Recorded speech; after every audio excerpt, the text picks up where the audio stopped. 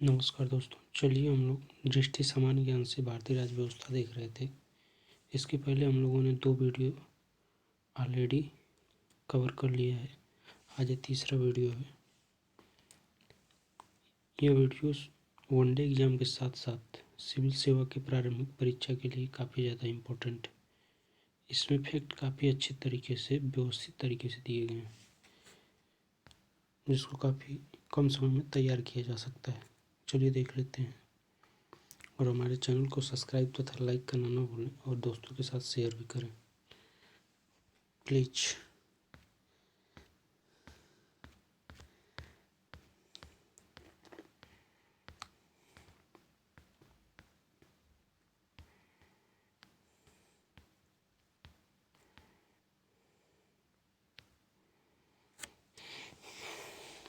कल हम लोगों ने संसद की प्रमुख स्थायी समितियों तक देख लिया था। आज इससे आगे देखना है। संसद की प्रमुख स्थायी समितियों में पहली है लोक लेखा समिति, जिसे पब्लिक अकाउंटेंट्स कमेटी भी कहते हैं। यह सबसे पुरानी वित्तीय समिति है। इसमें कुल 22 सदस्य होते हैं, जिसमें से 15 लोकसभा से तथा 7 राज्यसभा से होते हैं। 1967 से प्रारंभ हुई एक परंपरा के अंतर्गत इसका अध्यक्ष विपक्षी दल से ही चुना जाता है। यह नियंत्रक एवं महालेखा परीक्षक द्वारा प्रस्तुत किए गए वार्षिक प्रतिवेदनों की जांच करती है। इस समिति को प्राक्कलन समिति के जुड़वा भवन कहते हैं। प्राक्कलन समिति 1950 में बनी थी। इसके कुल 30 सदस्य होते हैं। सिर्फ लोकसभा से इसके सदस्य होते हैं। इसके कार्य में वार्षिक अनुदानों की जांच करना, अतिरिक्त एवं पूरक अनुदानों पर चर्चा करना इत्यादि शामिल है। इसे स्थायी मितव्ययी समिति भी कहा जाता है। लोक उपक्रम समिति 1964। इसके कुल 22 सदस्य होते हैं, जिसमें 15 लोकसभा से तथा 7 राज्यसभा से होते हैं। यह लोक उपक्रमों के लेखों, रिपोर्टों, लोक उपक्रमों के संबंध में कई रिपोर्ट की जांच करती है। इसका सभापति लोकसभा से ही होता है। लोक उपक्रमों का दैनिक प्रशासन और लोक उपक्रमों पर सरकारी नीति इसके अधिकार क्षेत्र से बाहर है।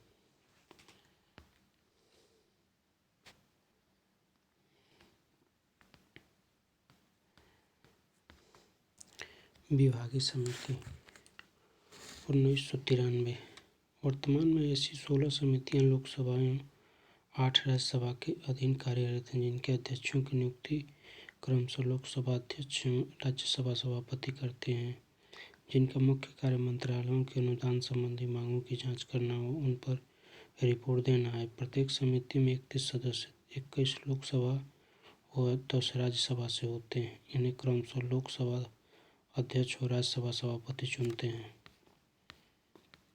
परामर्शदात्री समिति यह विभिन्न मंत्रालयों से संबंधित होती हैं एवं मंत्री या फिर मंत्री या राज्य मंत्री इनके अध्यक्ष होते हैं। यह तकनीकी तौर पर संसदीय समिति नहीं होती। कार्य मंत्रणा समिति इसका प्रमुख कार्य सदन की कार्यवाहियों तथा समय तालिका को विनियमित करना है। यह दोनों सदनों के लिए पृथक पृथक होती है। लोकसभा की समिति में 15 व राज्यसभा की समिति में 11 सदस्य होते हैं। लोकसभा अध्यक्ष एवं राज्यसभा सभापति इनके अध्यक्ष होते हैं।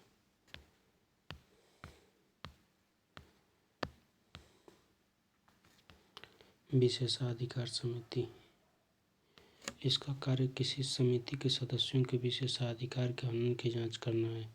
इसका कार्य अर्ध न्यायिक प्रकृति का होता है। लोकसभा और राज्यसभा की विशेषाधिकार समिति पृथक पृथक में क्रमशः 15 और 10 सदस्य होते हैं। लोक लेखा समिति, प्राक्कलन समिति, लोक उपक्रम समिति, विभागीय समिति में किसी मंत्री को सदस्य नहीं बनाया जाता और किसी सदस्य के मंत्री बनने पर उसकी सदस्यता समाप्त हो जाती है।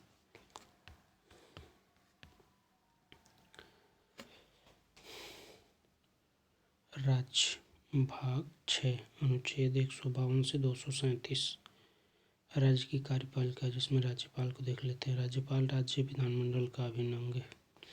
राज्य की कार्यपालिका का औपचारिक प्रधान है तथा केंद्र सरकार का प्रतिनिधि भी है। संविधान के अनुच्छेद 155 के अंतर्गत राज्यपाल की नियुक्ति राष्ट्रपति करता है। 7वें संविधान संशोधन 1956 के बाद एक ही व्यक्ति को 2 या अधिक राज्यों का राज्यपाल बनाया जा सकता है। राज्यपाल नियुक्त होने के लिए अर्हताएं: कोई व्यक्ति राज्यपाल बनने के लिए तभी पात्र होगा अगर वह भारत का नागरिक है, उसने 35 वर्ष की आयु पूरी कर ली है।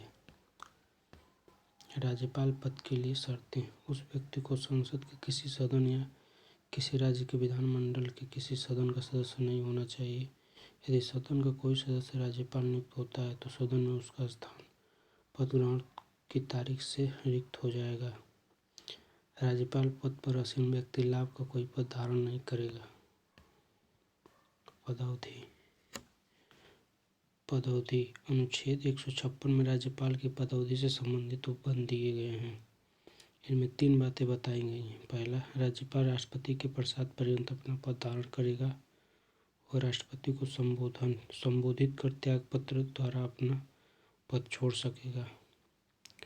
उपर्युक्त दोनों उपबंधों के अधीन रहते हुए वो 5 वर्षों की अवधि तक अपने पद पर रहेगा।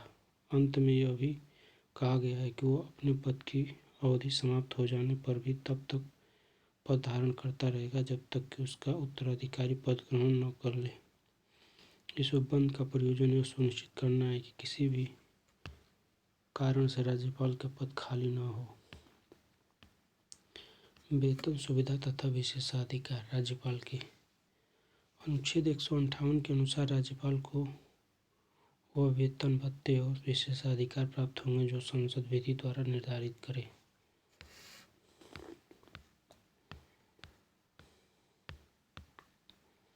अगर किसी व्यक्ति को 2 या 2 से अधिक राज्यों का राज्यपाल नियुक्त किया जाता है तो वह राज्य राष्ट्रपति द्वारा निर्धारित अनुपात के अनुसार उसके वेतन और भत्तों का खर्च वहन करेंगे। राज्यपाल के वेतन और भत्ते उसकी पदावधि के दौरान कम नहीं किए जा सकते, यानी जब तक वो पद पर धारण है उस समय उसकी जो वेतन है या फिर पदावधि है उसको कम नहीं किया जा सकता। राज्यपाल अपने पद की शक्तियों के प्रयोग और अपने कर्तव्यों के पालन के लिए किए गए किसी कार्य के लिए किसी भी न्यायालय के प्रति उत्तरदायी नहीं है।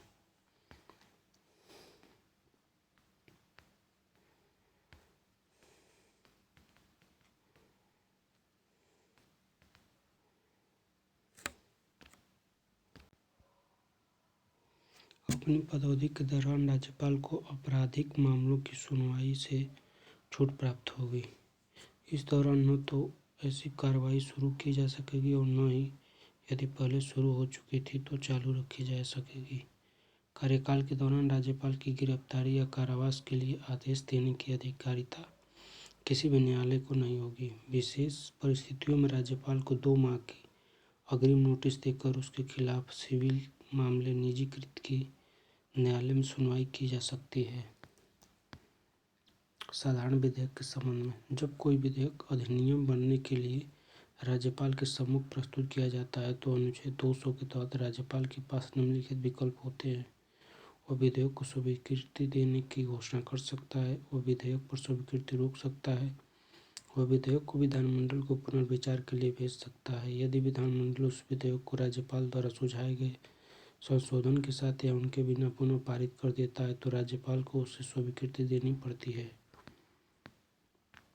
अनुच्छेद 200 के तहत राज्यपाल विधेयक को राष्ट्रपति की अनुमति के लिए आरक्षित भी रख सकता है। इसकी स्वीकृति के लिए कोई समय सीमा निर्धारित नहीं है। इस आरक्षित विधेयक के मामले में राष्ट्रपति राज्यपाल को निर्देश देकर विधेयक को धन विधेयक को छोड़कर पुनर्विचार हेतु विधेयक को लौटा सकता है।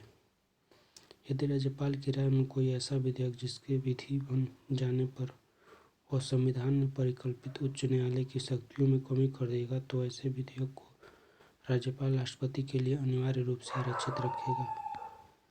अनुच्छेद 200 के तहत आरक्षित विधेयक पर राष्ट्रपति द्वारा अनुमति देना या अनुमति रोक देने की घोषणा का वर्णन अनुच्छेद 201 में किया गया है। धन विधेयक के संबंध में, वह विधेयक को स्वीकृति देने की घोषणा कर सकता है, जिससे वह अधिनियम बन जाता है।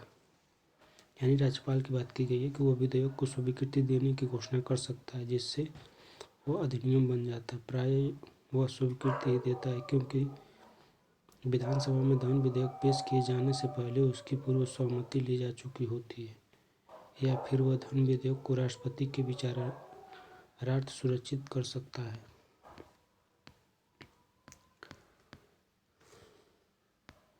राज्यपाल की वित्तीय शक्तियाँ एवं अध्यादेश की शक्ति अनुच्छेद 213 में दी गई है। राज्य स्तर पर लगभग वही है जो केंद्र स्तर पर राष्ट्रपति को प्राप्त है। केंद्र स्तर पर जो अध्यादेश की शक्ति राष्ट्रपति को दी गई है, वैसे ही शक्ति राज्य स्तर पर राज्यपाल को दी गई है, जिसका वर्णन अनुच्छेद 213 में दिया गया है। विवेकाधीन शक्तियाँ, तो राज्यपाल के पास विवेकाधीन शक्तियाँ कौन कौन सी हैं देख लेते हैं। राज्यपाल की विवेकाधीन शक्तियाँ: किसी विधेयक को राष्ट्रपति के विचार के लिए आरक्षित करना, अनुच्छेद 200 के तहत ही उसकी विवेकाधीन शक्तियाँ। राज्य में राष्ट्रपति शासन की सिफारिश करना। अतिरिक्त प्रभार की स्थिति में पड़ोसी केंद्र शासित राज्य में बतौर प्रशासक के रूप में कार्य करते समय शक्तियाँ।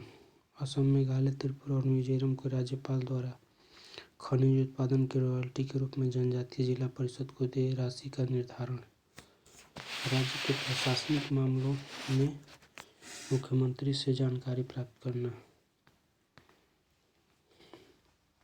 चलिए मुख्यमंत्री देख लेते हैं। किसी राज्य में मुख्यमंत्री की वही स्थिति है जो संघ में प्रधानमंत्री की।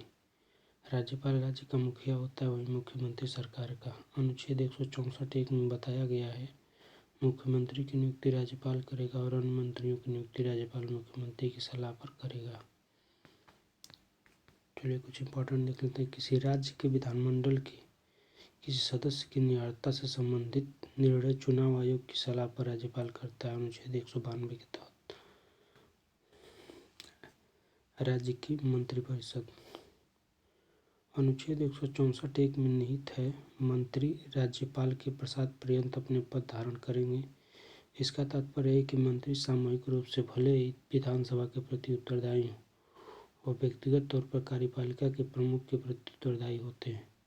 राज्यपाल के प्रसाद पर्यंत पद धारण करने का वास्तविक अर्थ मुख्यमंत्री के प्रसाद पर्यंत पद धारण करना है। मंत्रिपरिषद का आकार, संविधान के 91वें संशोधन अधिनियम 2003 के माध्यम से अनुच्छेद 164 को अंतःस्थापित करके यह उपबंध किया गया है कि मंत्रिपरिषद में मुख्यमंत्री सहित मंत्रियों की कुल संख्या विधानसभा के सदस्यों की कुल संख्या के 15% से अधिक नहीं होगी, परंतु किसी राज्य में मुख्यमंत्री सहित मंत्रियों की संख्या 12 से कम नहीं होनी चाहिए।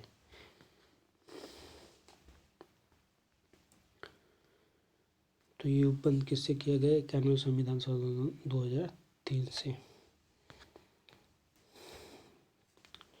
दल बदल विरोध संबंधी प्रावधान, दल बदल संबंधी 10वीं अनुसूची 52वें संविधान संशोधन अधिनियम 1985 द्वारा अंतःस्थापित की गई थी। दल बदल की स्थिति में अब 91वें संविधान संशोधन के बाद से कम 2/3 सदस्यों द्वारा किसी अन्य दल में किया गया विलय ही कानूनी तौर पर मान्य है। यदि इससे कम सदस्य दल छोड़ने का फैसला करते हैं तो वह सदन के सदस्य नहीं रहते हैं और उन्हें जनता से पुनः निर्वाचित होना पड़ता है। राज्य का माननीय महाधिवक्ता, एडवोकेट जनरल ऑफ स्टेट। अनुच्छेद 165 के अनुसार प्रत्येक राज्य का राज्यपाल उच्च न्यायालय का न्यायाधीश नियुक्त होने के लिए अर्हता किसी व्यक्ति को राज्य का महाधिवक्ता नियुक्त करेगा। महाधिवक्ता राज्यपाल के प्रसाद पर्यंत पद धारण करेगा, अनुच्छेद 165(3) में कहा गया है। और अनुच्छेद 165(2) के तहत महाधिवक्ता राज्य सरकार को विधि से संबंधित विषयों पर सलाह देगा तथा सौंपे गए विधिक प्रकृति के अन्य कार्य करेगा।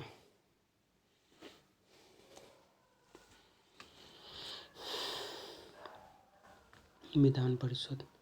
अनुच्छेद 169 के अंतर्गत संसद विधि द्वारा किसी राज्य में विधान परिषद का सृजन या फिर समापन करने के लिए विधि बना सकेगी, बशर्ते उस राज्य की विधानसभा ने इस आशय का संकल्प पारित किया हो। ऐसा संकल्प विधानसभा की कुल सदस्य संख्या के बहुमत द्वारा तथा उपस्थित और मत देने वाले सदस्यों की संख्या से कम 2/3 बहुमत द्वारा पारित होना अनिवार्य है। ऐसी विधि को अनुच्छेद 368 के प्रयोजन के लिए संविधान का संशोधन नहीं समझा जाएगा। वर्तमान में विधान परिषद वाले राज्य हैं बिहार, महाराष्ट्र, कर्नाटक, उत्तर प्रदेश, आंध्र प्रदेश तथा तेलंगाना। कहें तो 6 राज्य हैं। कौन है? बिहार। उत्तर में देखा जाए तो बिहार और उत्तर प्रदेश है। अगर जो दक्षिण पूर्व में देखा जाए तो कर्नाटक है और कौन है? महाराष्ट्र है। और वहीं दक्षिण पश्चिम में देखा जाए दक्षिण पश्चिम में देखा जाए तो महाराष्ट्र और कर्नाटक है। दक्षिण पूर्व में देखा जाए तो आंध्र प्रदेश और तेलंगाना है। राज्य विधान परिषदों को भंग नहीं किया जा सकता, लेकिन अनुच्छेद 169 के अधीन समाप्त किया जा सकता है। इसके 1/3 सदस्य प्रत्येक दूसरे वर्ष में सेवानिवृत्त होते रहते हैं। आरक्षण। प्रत्येक राज्य की विधानसभा की सदस्यता के लिए अनुसूचित जातियों, अनुसूचित जनजातियों को राज्य की जनसंख्या में उनके अनुपात के अनुसार आरक्षण दिया गया है, जिसका उल्लेख अनुच्छेद 332 में है। नोट 25 जनवरी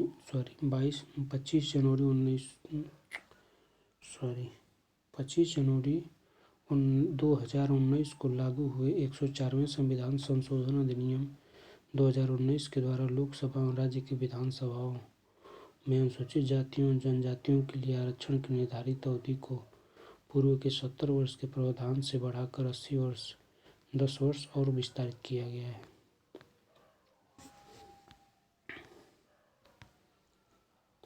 अध्यक्ष एवं सभापति की शक्तियाँ तथा कार्य। किसी प्रस्ताव के पक्ष और विपक्ष में बराबर मत पड़ते हैं तो वह निर्णायक मत देते हैं।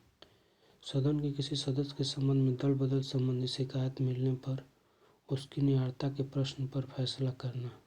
कोई विधेयक धन विधेयक है या नहीं, यह निश्चित करने की शक्ति विधानसभा अध्यक्ष के पास है। इस संबंध में उसका निर्णय अंतिम होता है।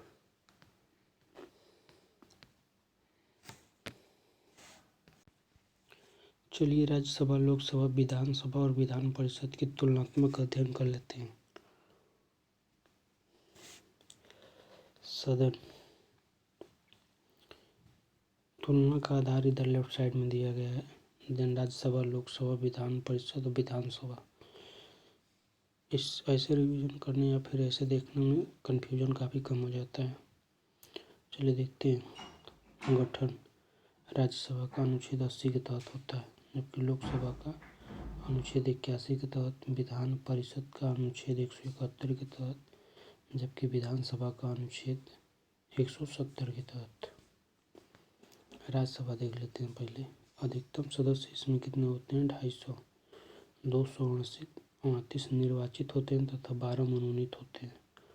वर्तमान सदस्य 245 हैं, जिनमें 12 मनोनीत हैं तथा 233 निर्वाचित हैं। संसद द्वारा 7वें संविधान संशोधन अधिनियम 1956 द्वारा दिल्ली को 3 व पुडुचेरी को 1 स्थान राज्यसभा में दिया गया। सभी संघ क्षेत्रों का प्रतिनिधित्व बाध्यकारी नहीं है राज्यसभा में। लोकसभा। अनुच्छेद 81 के तहत इसका गठन किया जाता है। अधिकतम सदस्य 550 हो सकते हैं। इसके पहले 552 था, 50 हो सकते क्योंकि 2 एंगलों को निकाल दिया गया है। राज्य के अधिकतम प्रतिनिधि 530। संघ राज्य क्षेत्रों के अधिकतम प्रतिनिधि 20। राष्ट्रपति द्वारा अंग्ल भारतीय सदस्यों का मनोनयन अनुच्छेद 331 के द्वारा किया जाता था, जिसे अब निरसित कर दिया गया है। वर्तमान सदस्य 545 हैं, जिसमें से 530 राज्य से, 13 संघ से, 2 मनोनीत हैं।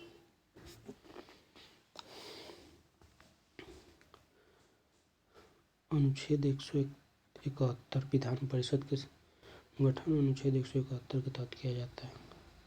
न्यूनतम सदस्य इसमें 40 होने चाहिए। अधिकतम विधानसभा सदस्य की कुल संख्या के 1/3 से अधिक नहीं होने चाहिए। 1/6 सदस्य राज्यपाल द्वारा मनोनीत होते हैं इसमें विधान परिषद में। विधानसभा अनुच्छेद 170 के तहत इसका गठन किया जाता है। अधिकतम संख्या 500, न्यूनतम संख्या 60। अनुच्छेद 371 के तहत कहीं कहीं कम भी है। गोवा में 40 ही है, सिक्किम में 32 है। कुछ राज्यों में एक अंग्ल भारतीयों का मनोनयन राज्यपाल द्वारा अनुच्छेद 333 के तहत होता था, जिसे अब हटा दिया गया है। 2 संघराज्य क्षेत्रों में विधानसभा है। दिल्ली में 70 सीटें तथा पुदुचेरी में 30 सीटें।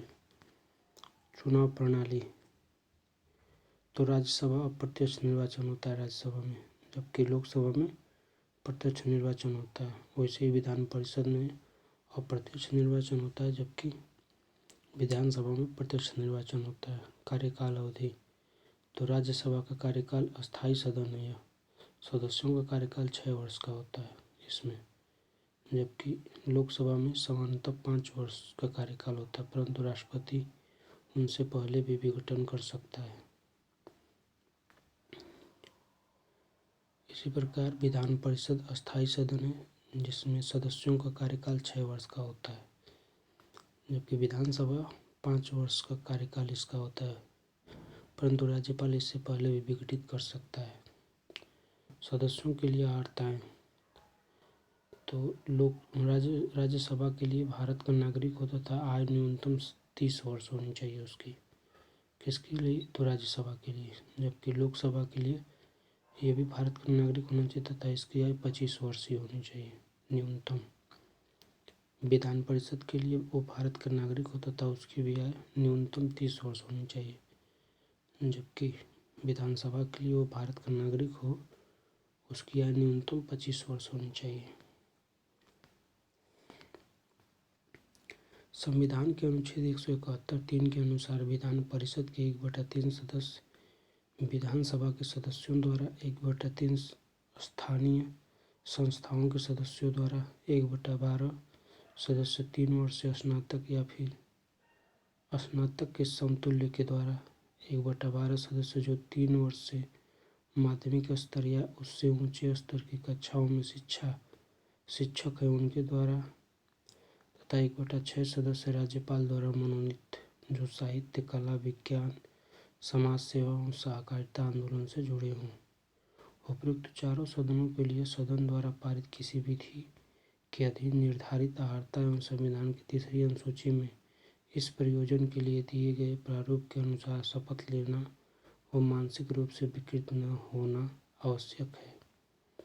25 जनवरी 2019 को लागू हुए 104वें संविधान संशोधन अधिनियम 2019 द्वारा लोकसभा व राज्य विधानसभाओं में अंग्ल भारतीय समुदाय के व्यक्तियों हेतु स्थानों के आरक्षण का प्रावधान निष्प्रभावी कर दिया गया है। हालांकि वर्तमान लोकसभा और विधानसभाओं के विघटन तक इसमें अंग्ल भारतीय समुदायों के सदस्यों हेतु स्थान आरक्षित बने रहेंगे। राज्यसभा, लोकसभा, विधानसभा, विधान परिषद का कोई सदस्य अगर सदन से अनुमति लिए बगैर 60 दिनों तक अनुपस्थित रहता है तो उसकी सदस्यता समाप्त की जा सकती है। राज्य विधानसभा विधान परिषद के लिए उसी राज्य के विधानसभा क्षेत्र का पंजीकरण मतदाता होना आवश्यक है।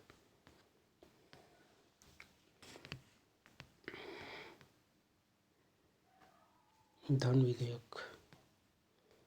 धन विधेयक के केवल विधानसभा में राज्यपाल की पूर्व सहमति पर पुनः स्थापित किया जाता है। ये राज्य स्तर की बात हो रही है कि धन विधेयक केवल विधानसभा में राज्यपाल की पूर्व सहमति पर पुनः स्थापित किया जाता है। यह एक सरकारी विधेयक होता है जो सिर्फ एक मंत्री द्वारा ही पुनः स्थापित किया जाता है। द्विसदनीय विधानमंडल होने पर विधानसभा से पारित धन विधेयक विधान परिषद के विचारार्थ भेजा जाता है। इस विधेयक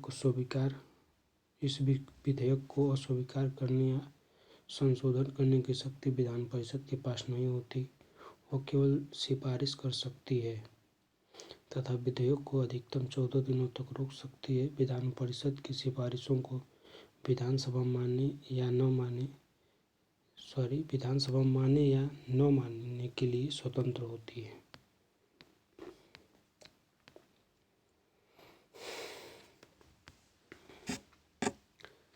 इस प्रकार दोनों सदनों से पास होने के बाद विधेयक राज्यपाल के समकक्ष पेश किया जाता है। विधानसभा अध्यक्ष विधेयक के साथ इस आशय का प्रमाण पत्र पृष्ठांकित करता है कि यह धन विधेयक है। अनुच्छेद 200 के तहत धन विधेयक के मामले में राज्यपाल को यह अधिकार नहीं है कि वह उसे राज्य के विधानमंडल को पुनर्विचार के लिए लौटा सके। उसके पास 3 ही विकल्प होते हैं। पहला यह कि वह उस पर स्वीकृति दे, दूसरा यह कि स्वीकृति रोक ले और तीसरा यह कि वह विधेयक को राष्ट्रपति के विचार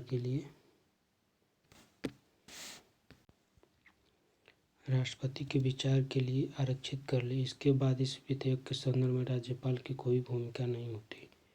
अनुच्छेद 201 में बताया गया है कि राष्ट्रपति धन विधेयक पर या तो अनुमति दे सकेगा या उसे रोक सकेगा, पर उसे सदन या सदन के पास पुनर्विचार के लिए नहीं भेज सकेगा। साधारणतः राज्यपाल धन विधेयक पर स्वीकृति दे देता है। विभिन्न प्रकार की निधियाँ। राज्य की संचित निधि, जिसका अनुच्छेद 266 में उल्लेख है। राज्य का लोक लेखा, अनुच्छेद 266(2) में दिया गया है। राज्य की आकस्मिक निधि, अनुच्छेद 267 में इसका उल्लेख है, जिसके तहत राज्य का विधान मंडल विधि द्वारा अग्रदाय स्वरूप की एक आकस्मिक निधि की स्थापना कर सकेगा। जब किसी आकस्मिक खर्च के लिए राज्य के विधानमंडल ने सरकार को प्राधिकृत न किया हो, तब राज्यपाल राज्य की आकस्मिक निधि से आवश्यक धनराशि सरकार को अग्रिम के तौर पर दे सकता है। यह निधि राज्यपाल के अधिकार में रहती है और इसे संचालित करने के लिए संसदीय कार्यवाहियों की आवश्यकता नहीं होती। राज्यपाल की ओर से राज्य सरकार का वित्तीय सचिव इसका संचालन करता है। अन्य उपबंध। 7वीं अनुसूची में शामिल तीनों सूचियों के अलावा संविधान के कुछ अन्य अनुच्छेद भी संसद तथा विधानमंडलों को विधि निर्माण की शक्ति प्रदान करते हैं।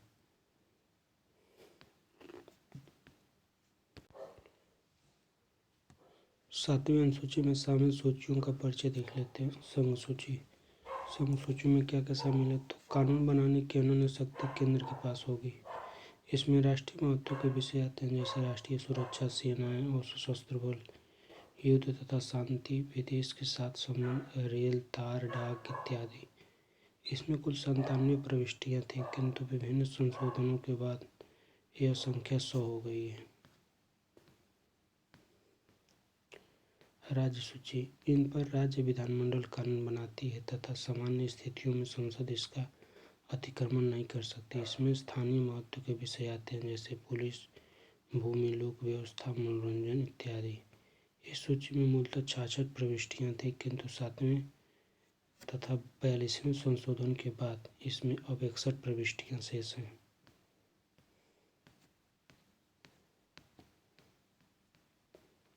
समवर्ती सूची। इन पर संसद तथा राज्य विधानमंडल दोनों कानून बना सकते हैं, किंतु गतिरोध की स्थिति में संसद कानून ही मान्य होगा। इसमें दंड विधि, दंड प्रक्रिया सहित शिक्षा इत्यादि जैसे विषय हैं। मूल रूप में इसमें 47 प्रविष्टियाँ थीं, किंतु वर्तमान में इन सूचियों में 52 प्रविष्टियाँ हैं। अनुच्छेद 248 यह घोषित करता है कि अवशिष्ट अर्थात शेष रह गई शक्तियाँ केंद्र में निहित होंगी। साथ ही यह केंद्र को करारोपण सूचियों में अवर्णित की शक्ति भी देता है। इस प्रकार यह अनुच्छेद केंद्र के मजबूत होने का सूचक है। अनुच्छेद 250 में स्पष्ट किया गया है कि जब तक राष्ट्रीय आपातकाल की उद्घोषणा लागू है, तब तक संसद को राज्य सूची में शामिल विषयों पर भारत या उसके किसी भाग के लिए विधि बनाने की शक्ति होगी। संसद द्वारा निर्मित ऐसी विधियाँ आपात की उद्घोषणा की समाप्ति के 6 महीने की अवधि पूरी होते ही समाप्त हो जाएंगी। अनुच्छेद 252 में कहा गया है कि अगर 2 या अधिक राज्यों के विधानमंडल संकल्प पारित करके संसद से निवेदन करते हैं, तो संसद राज्य सूची के किसी विषय पर कानून बना सकेगी। अनुच्छेद 253 के तहत संसद को विशेष शक्ति दी गई है कि वह भारत सरकार द्वारा किसी अन्य देश के साथ की गई संधि, करार, अभिसमय या किसी अंतर्राष्ट्रीय सम्मेलन, संगठन या निकाय में किए गए किसी विनिश्चय को लागू कराने के लिए भारत की संपूर्ण राज्य क्षेत्र या उसके किसी भाग के लिए विधि पारित कर सकती है। राष्ट्रपति शासन के दौरान अगर अनुच्छेद 356 के तहत किसी राज्य में राष्ट्रपति शासन की उद्घोषणा की जाती है तो राज्य के विधानमंडल की शक्तियां कुछ समय के लिए केंद्र को मिल जाती हैं। अनुच्छेद 357 में बताया गया है कि इस अवधि के दौरान राज्य के विधानमंडल की शक्तियां संसद द्वारा या संसद के प्राधिकार के अधीन प्रयुक्त होगी।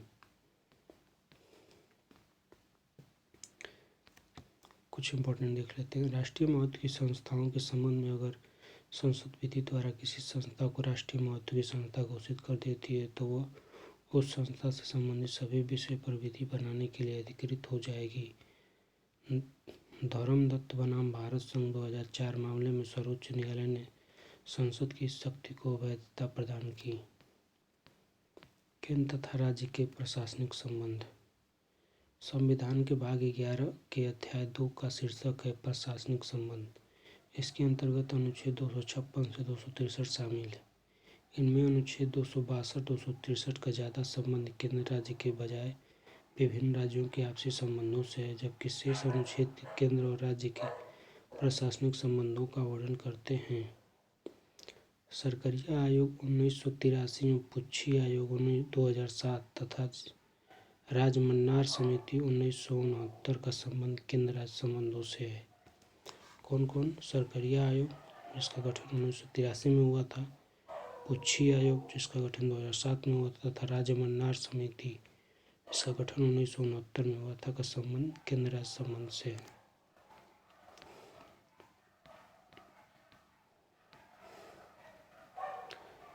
चलिए कुछ इम्पोर्टेंट देख लेते हैं। अंतर्राज्यीय परिषद। सरकरिया आयोग जिसके अध्यक्ष RS सरकरिया तथा 2 अन्य सदस्य B शिवरमन तथा SR सेन की सिफारिश पर मई 1990 में अंतर्राज्यीय परिषद का गठन किया गया। संविधान के अनुच्छेद 263 में यह व्यवस्था है कि राष्ट्रपति आदेश द्वारा अंतर्राज्यीय परिषद की स्थापना कर सकता है, जिसका मुख्य कार्य केंद्र राज्य के आपसी विवादों का समाधान करना है। अन्य संवैधानिक प्रावधान। राज्य के निर्वाचन आयुक्त एवं राज्य के लोक सेवा आयोग के सदस्यों व अध्यक्ष की नियुक्ति राज्यपाल करता है, किंतु उन्हें पद से हटाने की शक्ति सिर्फ राष्ट्रपति के पास है। अगर किसी राज्य का राज्यपाल संघ लोक सेवा आयोग से निवेदन करता है तो आयोग उस राज्य की आवश्यकताओं की पूर्ति के लिए कार्य कर सकता है, अनुच्छेद 315 के तहत।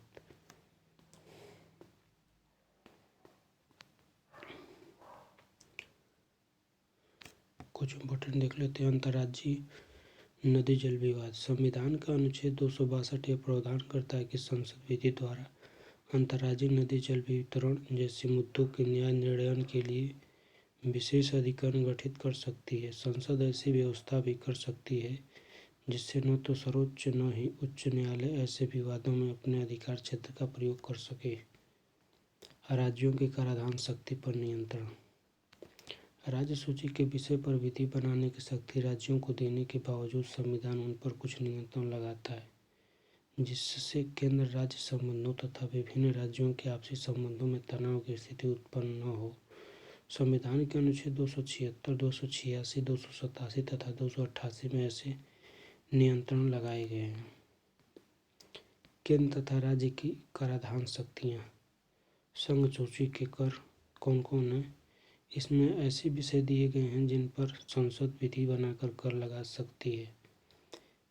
विषय: कृषि आय से भिन्न आय पर कर, सीमा शुल्क, उत्पाद शुल्क, भारत में निर्मित तंबाकू, अल्कोहल, लीकर आदि, निगम कर, सीमा कर, समाचार पत्रों पर प्रकाशित विज्ञापनों तथा क्रय बिक्री पर कर, सेवा कर आदि शामिल हैं। इसमें राज्य सूची के कर इनमें ऐसे विषय हैं जिन पर राज्य के विधानमंडल कर लगा सकते हैं।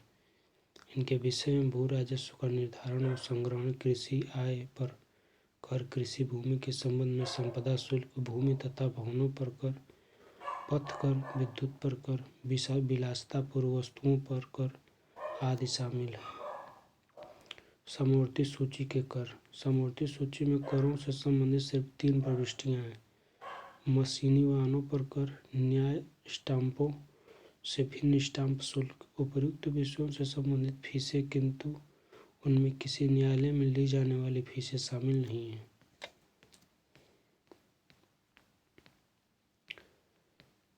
अवशिष्ट शक्तियाँ। हमारे संविधान द्वारा अवशिष्ट शक्तियाँ संसद को दी गई हैं और यह शक्ति करों के अधिरोपण के विषय पर भी लागू होती हैं। उपहार कर, संपदा कर, व्यय कर इत्यादि इसके अंतर्गत आता है। पहले सेवा कर भी इसमें शामिल था, किंतु 88वें संविधान संशोधन अधिनियम द्वारा उसे संघ सूची में शामिल किया गया। कर राजस्व का वितरण। केंद्र द्वारा लगाए जाने वाले किंतु राज्य के द्वारा एकत्रित तथा प्रयुक्त किए जाने वाले करों की चर्चा अनुच्छेद 259 में की गई है। वर्तमान में इसमें 2 करों को शामिल किया गया है। संघ सूची में वर्णित स्टाम्प शुल्क, संघ सूची में वर्णित औषधि तथा प्रसाधन उत्पादों पर लिया जाने वाला उत्पाद शुल्क। केंद्र द्वारा लगाए जाने वाले केंद्र तथा राज्य द्वारा एकत्रित तथा प्रयुक्त किए जाने वाले करों की चर्चा अनुच्छेद 259 क में की गई है। इसमें सिर्फ सेवा कर शामिल है। केंद्र द्वारा लगाए जाने वाले तथा एकत्र किए जाने वाले किंतु राज्यों को सौंपे जाने वाले करों की चर्चा अनुच्छेद 269 में की गई है। वर्तमान में इस सूची में 2 कर शामिल हैं। समाचार पत्रों को छोड़कर शेष वस्तुओं के अंतर्राज्यीय व्यापार या वाणिज्य के दौरान होने वाले क्रय विक्रय पर कर, माल सामान के अंतर्राज्यीय प्रेषण पर कर। सर्वप्रथम 2003 में अप्रत्यक्ष कर पर गठित केलकर टास्क फोर्स ने वेट के सिद्धांत पर आधारित एक राष्ट्रव्यापी वस्तु एवं सेवा कर का सुझाव दिया था। विभिन्न चुनौतियों के बाद दिसंबर 2014 में लोकसभा में 122वें संविधान संशोधन विधेयक के रूप में इसे पेश किया गया तथा मई 2015 को पारित कर दिया गया। विभिन्न राजनीतिक दलों के मध्य आम सहमति बनने के पश्चात अगस्त 2016 में इसे राज्यसभा के द्वारा भी पारित कर दिया गया। चूँकि यह मामला देश के संघीय ढांचे से संबंधित है, इसलिए अनुच्छेद 368 के अनुसार राज्यसभा से पास होने के बाद इसे कम से कम आधी विधानसभाओं से अनुमोदन होने की आवश्यकता थी। आवश्यक विधानसभाओं द्वारा अनुसमर्थन मिलने के पश्चात इसे राष्ट्रपति की भी अनुमति प्राप्त हो गई तथा यह 101वां संविधान संशोधन अधिनियम के रूप में अधिसूचित हो गया। इसके तहत संशोधन संविधान अनुच्छेद 289 क के अनुसार जीएसटी काउंसिल का भी गठन हो चुका है। 279 क के अनुसार जीएसटी कर प्रणाली 1 जुलाई 2017 से लागू हो गई है। केंद्र द्वारा लगाए जाने तथा एकत्र किए जाने वाले किंतु केंद्र तथा राज्यों में बांटे जाने वाले करों की चर्चा अनुच्छेद 270 में की गई है। नई व्यवस्था के अनुसार कुछ अपवादों अनुच्छेद 259, 259 क व 269 में सभी कर अनुच्छेद 271 के तहत किसी कर या शुल्क पर लगाए जाने वाले अधिभार तथा संसद की किसी विधि द्वारा किसी विशेष प्रयोजन के लिए अधिरोपित कोई उपकर को छोड़कर संघ सूची के सभी कर केंद्र और राज्य में बांट दिए जाते हैं।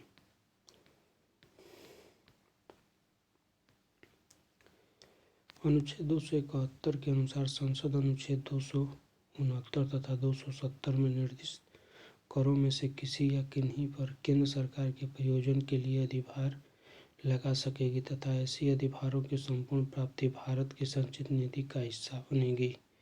राज्यों को अधिभार की प्राप्ति में कोई हिस्सा नहीं मिलता है।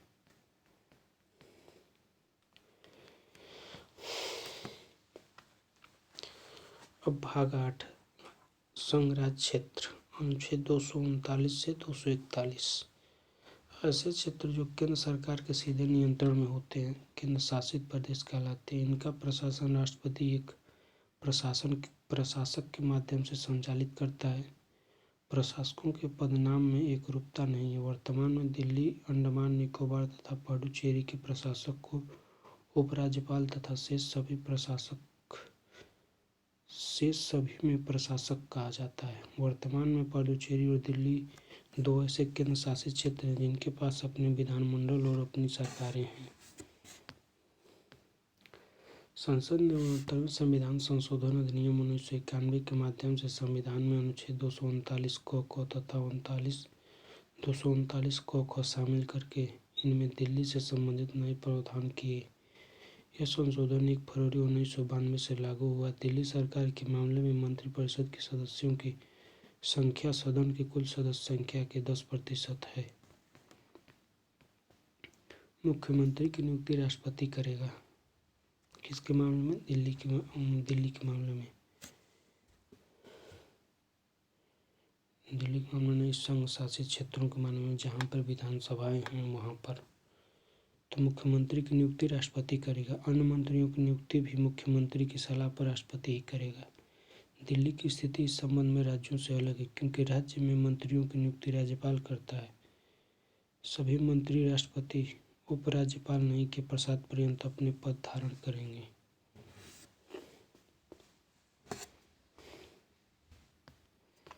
न्यायपालिका। सर्वोच्च न्यायालय से जुड़े प्रावधान अनुच्छेद 124 से 147 भाग 4 के अध्याय 4 में भाग 5 के अध्याय 4 में उच्च न्यायालय से जुड़े प्रावधान अनुच्छेद 214 से 232 भाग 6 के अध्याय 5 में अधीनस्थ न्यायालयों के प्रावधान अनुच्छेद 233 से 237 भाग 6 के अध्याय 6 में उल्लेखित है। तो सर्वोच्च न्यायालय की बात कहाँ की गई है? भाग 5 में की गई है। 124 से 147। उच्च न्यायालय की बात भाग 6 में की गई है 214 से 232 तक तथा अधीनस्थ न्यायालयों की बात भाग 6 में की गई है लेकिन अध्याय 6 में 233 से 237। चलिए देख लेते हैं। सर्वोच्च न्यायालय तथा उच्च न्यायालय के तुलनात्मक अध्ययन कर लेते हैं। तो आधार सर्वोच्च न्यायालय अनुच्छेद 124 के तहत इसका गठन किया गया। उच्च न्यायालय अनुच्छेद 226 के तहत। न्यायाधीशों की नियुक्ति सर्वोच्च न्यायालय में न्यायाधीशों की नियुक्ति राष्ट्रपति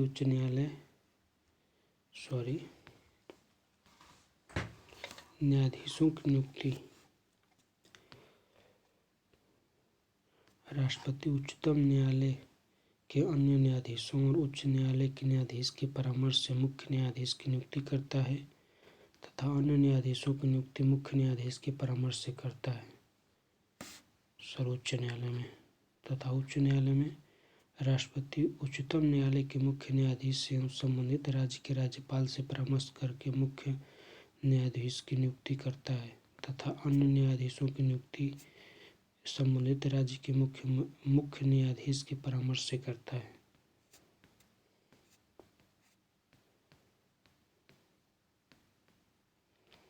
न्यायाधीशों की अर्हताएं तो सर्वोच्च न्यायालय में भारत का नागरिक हो, उच्च न्यायालय या न्यायालयों में न्यूनतम 5 वर्ष तक न्यायाधीश रहा हो, उच्च न्यायालय या विभिन्न न्यायालयों में मिलाकर न्यूनतम 10 वर्ष अधिवक्ता रहा हो या फिर राष्ट्रपति की राय में पारंगत विधिवेत्ता हो। तथा उच्च न्यायालय में तो भारत का नागरिक हो, भारत के राज्य क्षेत्र में न्यूनतम 10 वर्षों तक न्याय पद पर रहा हो या फिर उच्च न्यायालय का न्यायालयों में न्यूनतम 10 वर्ष अधिवक्ता रहा हो। शपथ राष्ट्रपति द्वारा दिलाया जाता है सर्वोच्च न्यायालय के न्यायाधीश को तथा राज्यपाल द्वारा दिलाया जाता है उच्च न्यायालय के न्यायाधीश को। कार्यकाल तो सर्वोच्च न्यायालय के न्यायाधीशों का कार्यकाल 65 वर्ष की आयु तक रहता है। संसद विधि द्वारा कार्य निर्धारण करती है इनका, जबकि उच्च न्यायालय के न्यायाधीशों का कार्यकाल 62 वर्ष की आयु तक रहता है।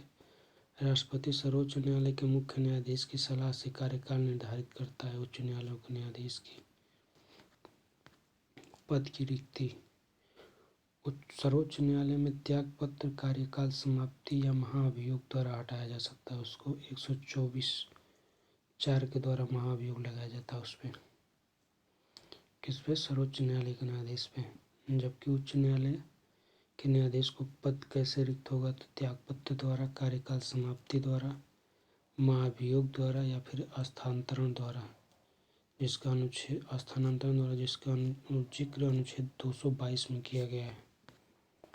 मूल या आरंभिक अधिकारिता। तो सर्वोच्च न्यायालय का मूल और आरंभिक अधिकारिता क्या है? तो भारत सरकार बनाम राज्य सरकार या फिर सरकारें को मामलों में, दो या अधिक राज्यों के बीच विवादों के मामले में भारत सरकार प्लस राज्य सरकार या फिर सरकारें बनाम राज्य सरकार या फिर सरकारें, अनुच्छेद 131 के तहत। उच्च न्यायालय का मूल अधिकार क्षेत्र क्या है? तो मूल अधिकार के परिवर्तन से जुड़े मामले, अधीनस्थ न्यायालयों की विधि के सारवान प्रश्न वाले मामले की व्याख्या, संसद या राज्य विधानमंडल के निर्वाचन से जुड़े मामले। अपीलीय अधिकारिता। तो सर्वोच्च न्यायालय की अपीलीय अधिकारिता संवैधानिक विषयों से जुड़ी अपील, अनुच्छेद 132 के तहत, सिविल विषयों से जुड़ी अपील, अनुच्छेद 133 के तहत, आपराधिक मामलों से जुड़ी अपील, अनुच्छेद 134 के तहत, विशेष अनुमति से की जाने वाली अपील, अनुच्छेद 136 के तहत। तथा उच्च न्यायालय की अपीलीय अधिकारिता यह मूलतः अपीलीय न्यायालय ही है जो अधीनस्थ न्यायालय के निर्णयों से संबंधित अपील सुनता है। अनुच्छेद 223 ख के अधीन स्थापित अधिकरणों के निर्णयों के विरुद्ध इस मामले में सीधे सर्वोच्च न्यायालय में अपील नहीं हो सकती। अपीलें इसके अंतर्गत आती हैं। रिट अधिकारिता। तो सर्वोच्च न्यायालय की रिट अधिकारिता क्या है? पूरे देश में लागू होती है। केवल मूल अधिकारों के क्रियान्वयन के लिए रिट जारी कर सकता है सर्वोच्च न्यायालय। तथा उच्च न्यायालय की रिट अधिकारिता क्या है? तो राज्यों की सीमाओं के भीतर मूल अधिकारों के अलावा किसी अन्य उद्देश्यों के लिए भी रिट जारी कर सकता है उच्च न्यायालय। अभिलेख न्यायालय। तो सर्वोच्च न्यायालय अनुच्छेद 129 के तहत अभिलेख न्यायालय है, जबकि उच्च न्यायालय अनुच्छेद 215 के तहत अभिलेख न्यायालय। अधीक्षण संबंधी अधिकारिता। तो सर्वोच्च न्यायालय न्यायिक अधीक्षण अपने अधीनस्थ न्यायालयों का करता है, जबकि उच्च न्यायालय न्यायिक और प्रशासनिक अधिकरण, सशस्त्र बल न्यायालय या अधिकरण अपवाद हैं, अनुच्छेद 227 के तहत।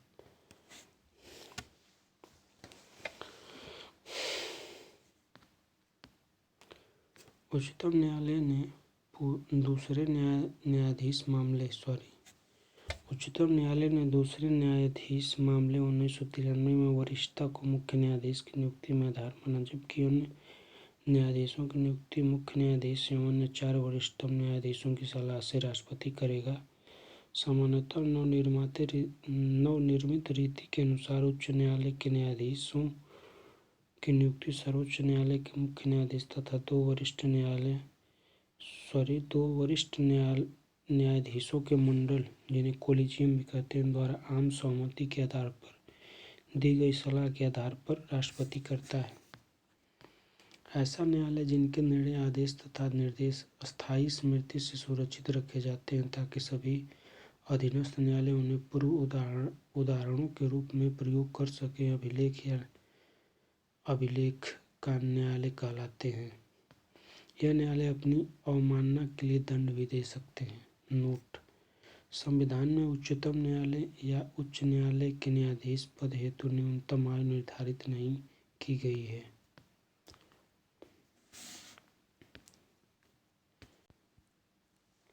सर्वोच्च न्यायालय से संबंधित अन्य प्रावधान। वर्तमान में सर्वोच्च न्यायालय न्यायाधीशों की संख्या संशोधन अधिनियम 2019 के बाद सर्वोच्च न्यायालय में मुख्य न्यायाधीश सहित अधिकतम 34 न्यायाधीश हो सकते हैं। मूल संविधान में 7 अन्य न्यायाधीश एवं 1 मुख्य न्यायाधीश की व्यवस्था थी। न्यायाधीशों को हटाए जाने की प्रक्रिया, जिसका उल्लेख अनुच्छेद 124(4) में किया गया है। महाभियोग हेतु प्रस्ताव लोकसभा में 100 सदस्यों या राज्यसभा में 50 सदस्यों के हस्ताक्षर के साथ ही अध्यक्ष या सभापति को दिया जा सकता है। यदि अध्यक्ष या सभापति प्रस्ताव स्वीकार कर लेता है तो उसे 3 व्यक्तियों की समिति गठित करनी होती है, जिनमें एक सर्वोच्च न्यायालय का मुख्य न्यायाधीश या अन्य न्यायाधीश, दूसरा किसी उच्च न्यायालय का मुख्य न्यायाधीश तथा तीसरा एक पारंगत विधिवेत्ता होना चाहिए। यदि समिति इस निष्कर्ष पर पहुंचती है कि न्यायाधीश न तो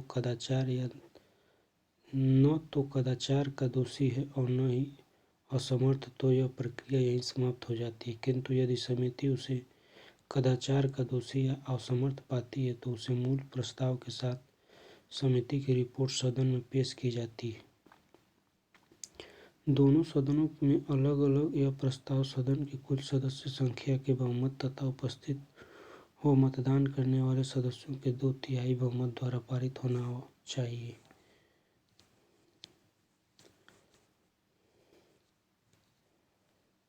इसके बाद दोनों सदन पारित किए गए प्रस्ताव को राष्ट्रपति के पास भेजते हैं तथा राष्ट्रपति न्यायाधीश को पद से हटाए जाने का आदेश जारी करता है। सर्वोच्च न्यायालय ने बी रामास्वामी से जुड़े मामले में निर्धारित किया कि यदि न्यायाधीश के हटाए जाने की प्रक्रिया के दौरान लोकसभा भंग हो जाती है तो भी यह संकल्प व्यक्तिगत नहीं होगा। अभी तक के भारत के संवैधानिक इतिहास में किसी भी न्यायाधीश को उपरोक्त प्रक्रिया द्वारा हटाया नहीं गया है। सर्वोच्च न्यायालय का क्षेत्राधिकार तथा शक्तियाँ। सर्वोच्च न्यायालय मूल अधिकारों का संरक्षक तथा संविधान का अंतिम व्याख्याकार है। यह देश की सभी सिविल और आपराधिक मामलों में अपील का अंतिम न्यायालय भी है। संवैधानिक विषयों से जुड़ी अपीलें। अनुच्छेद 132 के अंतर्गत प्रावधान है कि यदि किसी उच्च न्यायालय के किसी निर्णय, डिक्री या अंतिम आदेश से कोई ऐसा प्रश्न जुड़ा है जो संविधान से संबद्ध विधि का सारवान प्रश्न है और उच्च न्यायालय इस आशय का प्रमाण देता है, तो सर्वोच्च न्यायालय में उसकी अपील की जा सकेगी।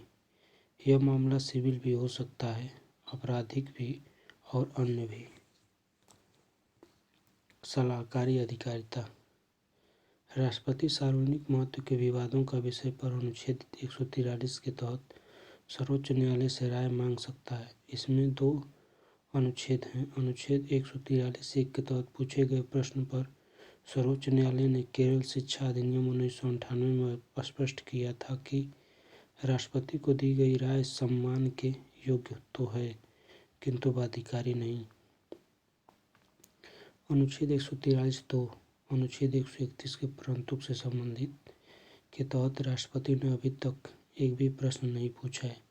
हालांकि अनुच्छेद 143(2) के तहत अगर राष्ट्रपति उच्चतम न्यायालय से राय मांगता है तो वह राय के लिए संवैधानिक रूप से बाध्य है।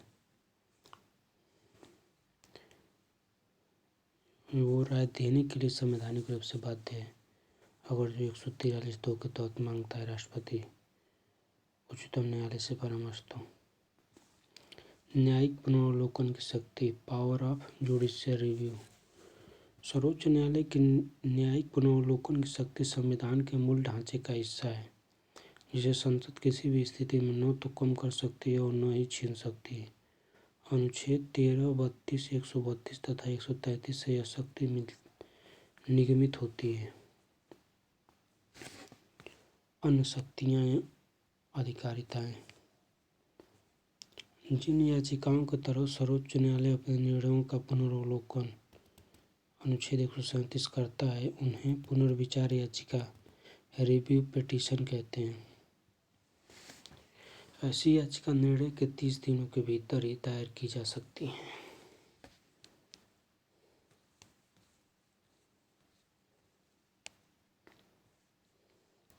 उपचारात्मक याचिका या दोषकारी याचिका। इसका प्रयोग वहाँ किया जाता है जहाँ पुनर्विचार याचिका भी खारिज हो गई हो किंतु पीड़ित पक्ष किसी भी अंतिम किसी अति गंभीर आधार पर उपचार का निवेदन करना चाहता हूँ। सर्वोच्च न्यायालय द्वारा घोषित विधि का सभी न्यायालयों पर अबाध्यकारी होना अनुच्छेद 141 के तहत कहा गया है। पूर्ण न्याय करने की शक्ति। सर्वोच्च न्यायालय ऐसी डिग्री या आदेश दे सकेगा जो उसके समकक्ष किसी वाद या विषय में पूर्ण न्याय या सुधारात्मक याचिका करने के लिए आवश्यक हो। अनुच्छेद 142 के तहत मामलों का हस्तांतरण करने की शक्ति। अनुच्छेद 139 को यह अनुच्छेद 42वें संशोधन द्वारा संविधान में शामिल किया गया था। अनुच्छेद 145(3) स्पष्ट करता है कि यदि किसी मामले में संविधान की व्याख्या का प्रश्न हो या अनुच्छेद 143 के अधीन राष्ट्रपति द्वारा पूछे गए प्रश्न पर विचार करने का प्रसंग हो तो कम से कम 5 न्यायाधीशों की पीठ बैठेगी। इसे संवैधानिक पीठ कहते हैं। ध्यातव्य है कि 5 या अधिक न्यायाधीशों की पीठ को संवैधानिक पीठ कहा जाता है। यहाँ बात दे दी गई।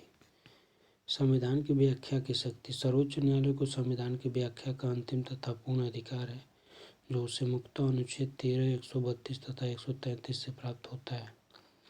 निर्वाचन विवाद से जुड़ी शक्ति। राष्ट्रपति या उपराष्ट्रपति के निर्वाचन से संबंध में यदि कोई विवाद उत्पन्न होता है तो उसका निपटारा करने की शक्ति सिर्फ सर्वोच्च न्यायालय के पास ही है। अन्य महत्वपूर्ण तथ्य। सर्वोच्च न्यायालय के न्यायाधीशों के वेतन तथा न्यायालय के सभी प्रशासनिक खर्चों को अनुच्छेद 146 के तहत भारत की संचित निधि पर भारित व्यय घोषित किया गया है। अनुच्छेद 121 में स्पष्ट किया गया है कि उच्चतम न्यायालय या किसी उच्च न्यायालय के किसी न्यायाधीश द्वारा अपने कार्य के निर्वहन के संबंध में किए गए आचरण पर संसद में बहस नहीं की जाएगी। जब किसी न्यायाधीश को हटाए जाने की प्रक्रिया चल रही हो तो ऐसे बहस की जा सकती है। अनुच्छेद 146 के अंतर्गत भारत के मुख्य न्यायाधीश को शक्ति है कि वह सर्वोच्च न्यायालय के अधिकारियों और सेवकों की नियुक्ति कर सके। उच्च न्यायालय से संबंधित अन्य प्रावधान। वर्तमान में भारत के कुल राज्यों तथा संघ राज्य क्षेत्रों के लिए कुल 25 उच्च न्यायालय हैं। कुल मिलाकर 7 ऐसे उच्च न्यायालय हैं जो 2 या 2 से अधिक राज्य या केंद्र शासित प्रदेशों की अधिकारिता का निर्वहन करते हैं।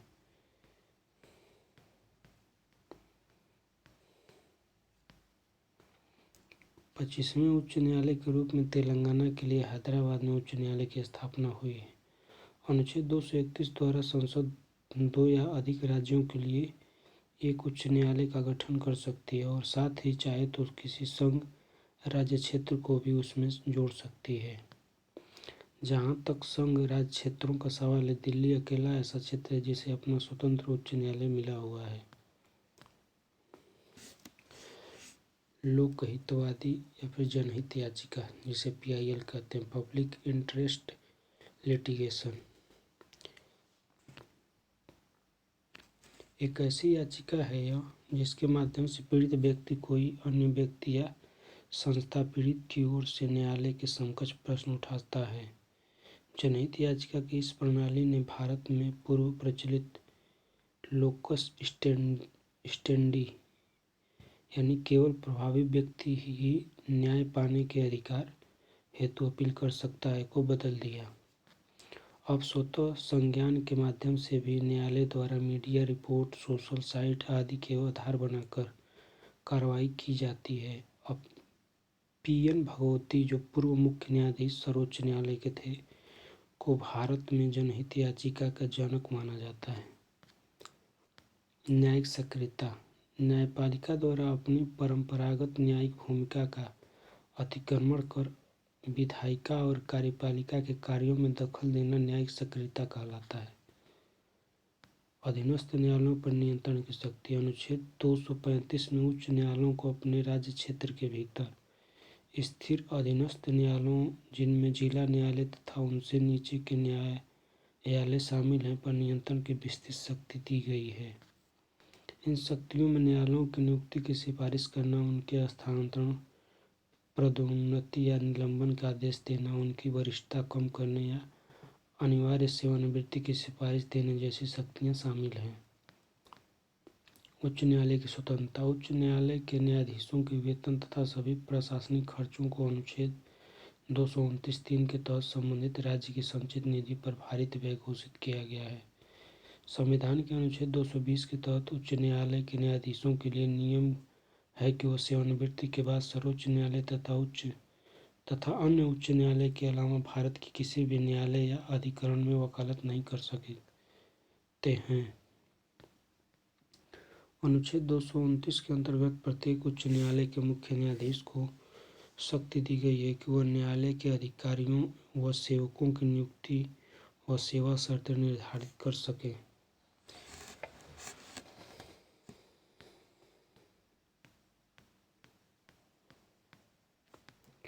भारत के राज्य लोकसभा राज्यसभा सीटें एवं उच्च न्यायालय। चलिए देख लेते हैं। इसको थोड़ा ध्यान से देखिएगा, इससे एक न एक क्वेश्चन आ ही जाता है हर पेपर में। राज्य उत्तर प्रदेश, इसमें राज्यसभा सीटें 31 हैं, लोकसभा सीटें 80 हैं। संबंधित उच्च न्यायालय तो इलाहाबाद उच्च न्यायालय से संबंधित है। लखनऊ में एक खंडपीठ है। महाराष्ट्र, यहाँ पर राज्यसभा सीटें 19 हैं जबकि लोकसभा सीटें 48 हैं।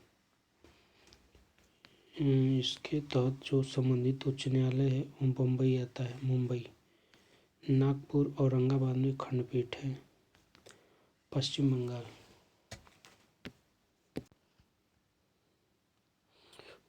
बंगाल, राज्यसभा सीटें 16 हैं तथा लोकसभा सीटें 42 हैं। संबंधित उच्च न्यायालय कोलकाता लगता है। बिहार, राज्यसभा सीटें 16 हैं, लोकसभा सीटें 40 हैं। उच्च न्यायालय पटना लगता है। तमिलनाडु, राज्यसभा सीटें 18 हैं, लोकसभा सीटें 39 हैं।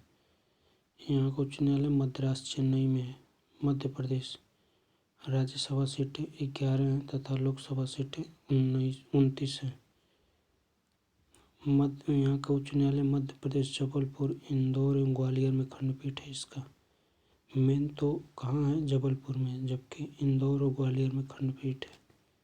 कर्नाटक, 12 राज्यसभा की सीटें तथा 28 लोकसभा की सीटें। यहाँ का उच्च न्यायालय कर्नाटक बेंगलुरु में है। गुजरात, 11 राज्यसभा सीटें तथा 26 लोकसभा सीटें। गुजरात अहमदाबाद, यहाँ का उच्च न्यायालय। राजस्थान, 10 राज्यसभा सीटें, 25 लोकसभा सीटें। यहाँ का न्यायालय राजस्थान जोधपुर में तथा जयपुर में खंडपीठ है। आंध्र प्रदेश, 11 राज्यसभा सीटें तथा 25 लोकसभा सीटें। यहाँ का जो उच्च न्यायालय अमरावती में लगता है। उड़ीसा, राज्यसभा सीटें 10 हैं तथा लोकसभा सीटें 21 हैं। यहाँ का उच्च न्यायालय उड़ीसा कटक में है। केरल, 9 राज्यसभा सीटें, 20 जो है लोकसभा सीटें। यहाँ का उच्च न्यायालय केरल एर्नाकुलम में है। तेलंगाना, यहाँ पर राज्यसभा सीटें 7 है तथा लोकसभा सीटें 17 है। यहाँ का उच्च न्यायालय हैदराबाद में है। झारखंड, यहाँ 6 राज्यसभा सीटें हैं तथा 14 लोकसभा सीटें। यहाँ का उच्च न्यायालय झारखंड राज्य में है। असम, यहाँ 7 राज्यसभा सीटें हैं तथा 14 लोकसभा सीटें। यहाँ का उच्च न्यायालय गुवाहाटी में है। पंजाब, 7 राज्यसभा सीटें, 13 लोकसभा सीटें। पंजाब और हरियाणा, चंडीगढ़ में यहाँ का उच्च न्यायालय। छत्तीसगढ़, 5 राज्यसभा सीटें तथा 11 लोकसभा। यहाँ का उच्च न्यायालय छत्तीसगढ़ बिलासपुर में है। हरियाणा, 5 राज्यसभा सीटें, 10 लोकसभा। पंजाब और हरियाणा, चंडीगढ़ में इसका क्या है तो उच्च न्यायालय। उत्तराखंड में 3 राज्यसभा सीटें हैं, 5 लोकसभा हैं। उत्तराखंड नैनीताल में इसका उच्च न्यायालय। हिमाचल प्रदेश, 3 राज्यसभा सीटें हैं, 4 लोकसभा सीटें। हिमाचल प्रदेश शिमला में इसका उच्च न्यायालय है। अरुणाचल प्रदेश, 1 राज्यसभा सीटें हैं, 2 लोकसभा सीटें। गुवाहाटी ईटानगर में इसकी खंडपीठ है। गोवा, यहाँ पे जो अरुणाचल प्रदेश में उच्च न्यायालय लगता है वो गुवाहाटी लगता है, जिसका खंडपीठ कहाँ है, ईटानगर में है, गोवा। 1 राज्यसभा सीट है, 2 लोकसभा है। बम्बई उच्च न्यायालय यहाँ लगता है, जिसका खंडपीठ पणजी में है। मेघालय 1 राज्यसभा सीट है, 2 लोकसभा सीट है। मेघालय शिलांग में इसका उच्च न्यायालय है। मणिपुर 1 राज्यसभा सीट है, 2 लोकसभा सीट है। यहाँ मणिपुर इम्फाल में उच्च न्यायालय। त्रिपुरा 1 राज्यसभा सीट, 2 लोकसभा।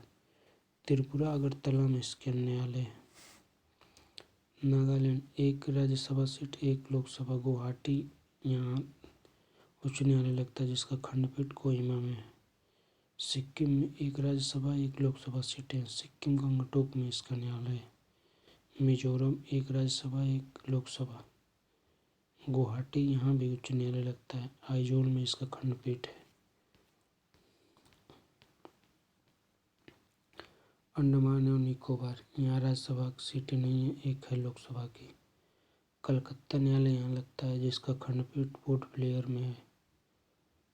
चंडीगढ़ यहाँ पर राज्यसभा की कोई सीटें नहीं है, 1 लोकसभा की। पंजाब और हरियाणा चंडीगढ़ यहाँ का उच्च न्यायालय लगता है। दादर और नगर हवेली, दमन और दीव यहाँ 1 लोकसभा सीट है। बम्बई इन दोनों का उच्च न्यायालय। दिल्ली यहाँ 3 राज्यसभा सीटें, 7 लोकसभा, दिल्ली इसका न्यायालय है। लक्षद्वीप यहाँ पे राज्यसभा सीटें नहीं है, लेकिन लोकसभा 1 सीट है। केरल यहाँ उच्च न्यायालय केरल लगता है। एर्नाकुलम, पांडुचेरी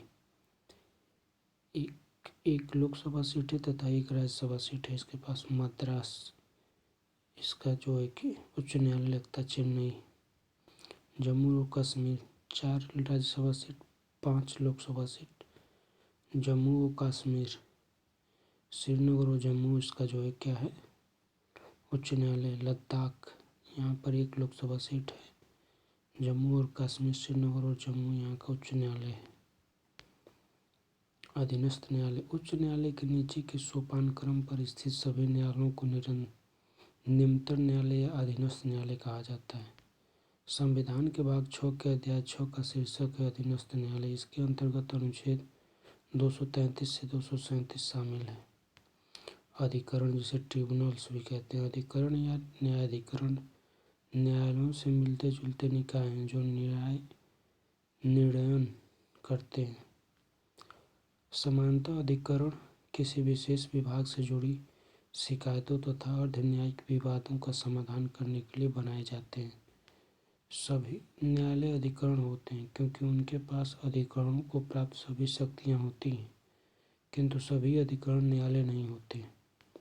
संवैधानिक प्रावधान मूल संविधान में अधिकरणों से संबंधित कोई प्रावधान नहीं था। 42वें संविधान संशोधन अधिनियम 1976 के द्वारा संविधान में अधिकरण नाम से एक नया भाग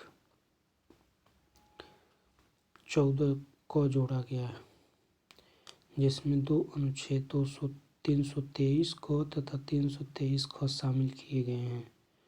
अनुच्छेद 323 क का संबंध प्रशासनिक अधिकरण से है, जबकि अनुच्छेद 323 ख का संबंध विषयों से संबंधित अधिकरणों से है।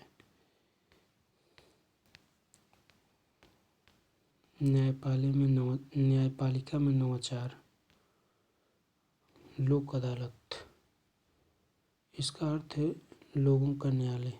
यह एक ऐसा मंच है जहां विवादों को आपसी सहमति से या दोनों पक्षों में समझौते कराकर उसे डिक्री घोषित कर दिया जाता है। इसे सिविल अदालत की मान्यता प्राप्त है, लेकिन सामान्य प्रवृत्ति के आपराधिक मामलों का भी निराकरण किया जा सकता है। इसकी अध्यक्षता एक न्यायाधीश प्रायः सेवानिवृत्त करता है और कोई कोर्ट फीस नहीं होती। लोक अदालत द्वारा दिया गया प्रत्येक न्यायिक निर्णय अंतिम होगा। वह अनुच्छेद 226 के तहत भी उच्च न्यायालय में इसके फैसले के खिलाफ अपील नहीं की जा सकती। परिवार न्यायालय 1984 में गठन हुआ था इसका। राज्य सरकार द्वारा उच्च न्यायालयों से सलाह लेकर 10 लाख से अधिक आबादी वाले शहरों में पारिवारिक विवादों जैसे तलाक, पारिवारिक झगड़े, नाबालिग बच्चों के संरक्षण के निपटारा के लिए इसकी स्थापना की जा सकती है।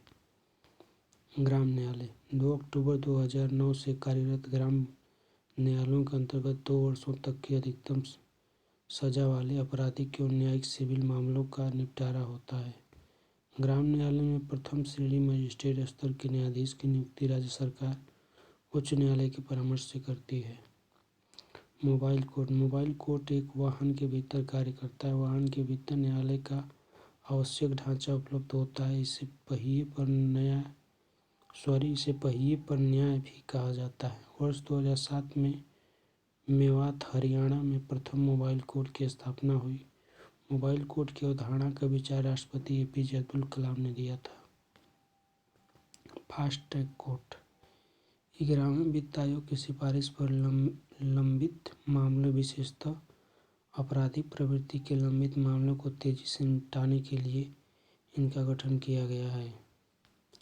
ई-अदालत तथा आभासी अदालतें। ई-अदालत की अवधारणा अत्यंत व्यापक है, जिसमें तकनीकी सेवाएं, वीडियो कॉन्फ्रेंसिंग द्वारा न्याय, दूरस्थ न्याय और अन्य सेवाएं शामिल हैं। हरित अधिकरण राष्ट्रीय हरित अधिकरण अधिनियम 2010 के द्वारा पर्यावरण से जुड़ी समस्याओं के निराकरण हेतु इसका गठन किया गया है। इसका मुख्यालय नई दिल्ली में तथा भोपाल, पुणे, कोलकाता, चेन्नई में सहयोगात्मक पीठें हैं। दलील सौदेबाजी या प्ली बार्गेनिंग। दलील सौदेबाजी के तहत किसी आपराधिक मामले का अभियुक्त इस शर्त पर अपना अपराध कबूल कर लेता है कि उसे निर्धारित से कम सजा दी जाएगी। यह समझौता बचाव पक्ष और अभियोजन पक्ष के बीच में होता है।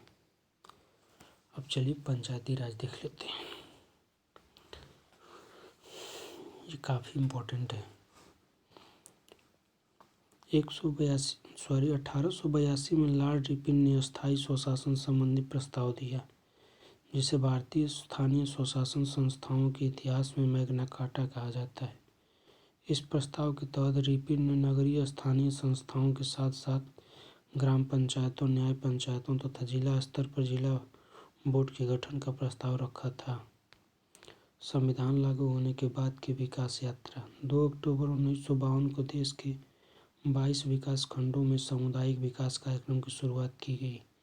इस कार्यक्रम के मूल्यांकन के लिए बलवंत राय मेहता समिति बनाई गई। बलवंत राय मेहता को ही भारत की पंचायती राज व्यवस्था का वास्तुकार यानी शिल्पीकार कहा जाता है। इस समिति ने सामुदायिक विकास कार्यक्रम में अपेक्षित सफलता नहीं मिल पाने का मूल कारण जन सहभागिता की उपेक्षा को माना और सुझाव दिया कि जन सहभागिता सुनिश्चित करने का सबसे ठोस तरीका पंचायती राज ही हो सकता है। अतः पंचायतों का त्रिस्तरीय ढांचा बनाया जाना चाहिए। इससे पहले राजस्थान विधानसभा ने स्थानीय स्वशासन संबंधी अधिनियम पारित किया, जिसके आधार पर 2 अक्टूबर 1959 को नागौर में नेहरू जी ने देश की पहली त्रिस्तरीय पंचायत का उद्घाटन किया।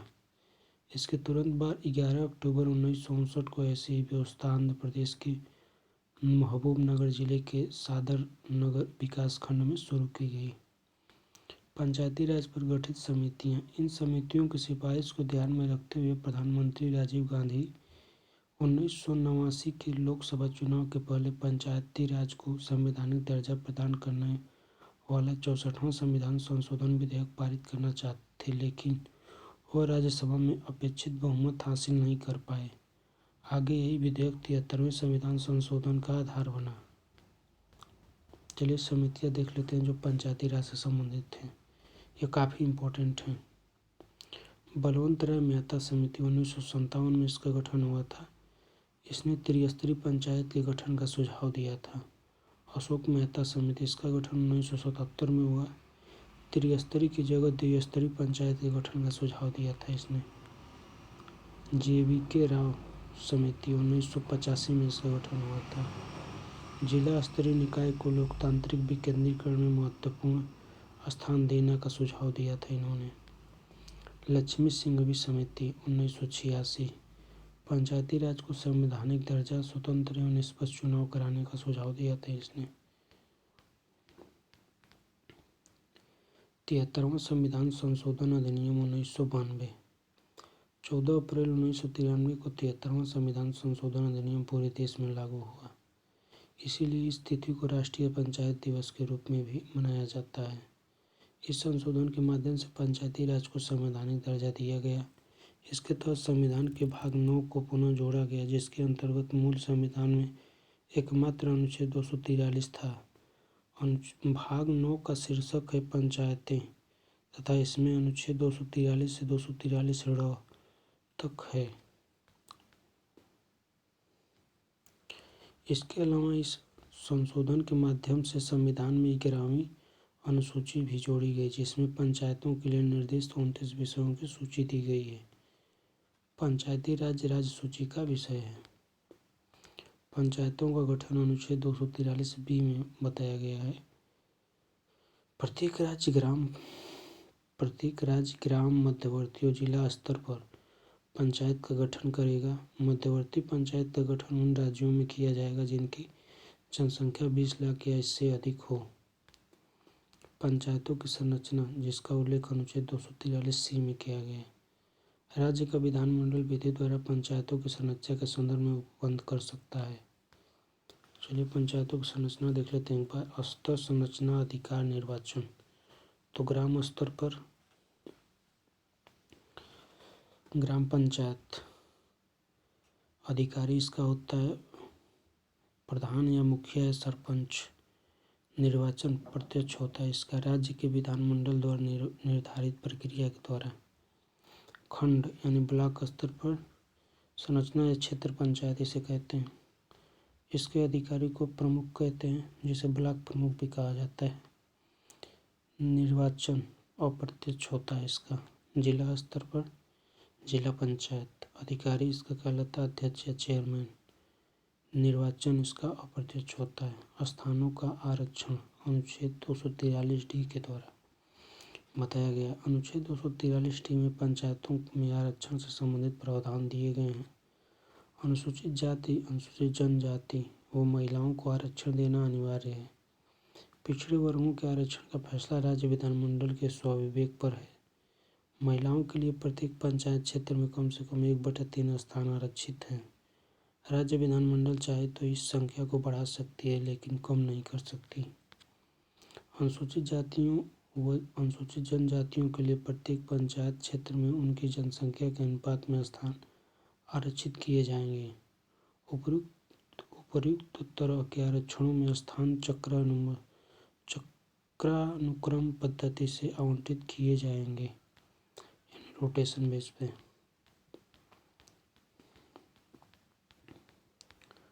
अनुसूचित जातियों तथा अनुसूचित जनजातियों के लिए आरक्षित स्थानों में से कम 1/3 स्थान उसी वर्ग की महिलाओं के लिए आरक्षित होंगे। आरक्षण देने की उपयुक्त व्यवस्था ग्राम तथा अन्य स्तर के लिए भी की जाएंगी। पदों में आरक्षण के संदर्भ में राज्य की कुल जनसंख्या को आधार बनाया जाएगा, जो कि स्थानों के आरक्षण के संदर्भ में पंचायत स्तर की कुल जनसंख्या के आधार से अलग है।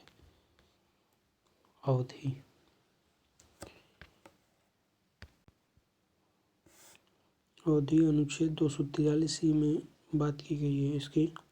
प्रत्येक पंचायत यदि किसी विधि के अधीन कार्यकाल से पूर्व विघटित नहीं की जाती है तो अपने प्रथम अधिवेशन के लिए नियत तारीख से 5 वर्ष तक बनी रहेगी। विघटन की स्थिति में 6 माह के भीतर पुनः चुनाव करा लिया जाएगा। राज्य वित्त आयोग अनुच्छेद 243I में इसका उल्लेख है। प्रत्येक राज्य का राज्यपाल प्रति 5 वर्ष पर राज्य वित्त आयोग का गठन करेगा, जो कि पंचायतों की वित्तीय स्थिति की समीक्षा करता है।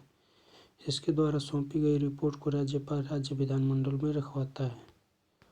राज्य निर्वाचन आयोग, जिसका उल्लेख अनुच्छेद 243 में किया गया है, पंचायतों के लिए कराए जाने वाले सभी निर्वाचनों का संचालन और अधीक्षण राज्य निर्वाचन आयोग करेगा।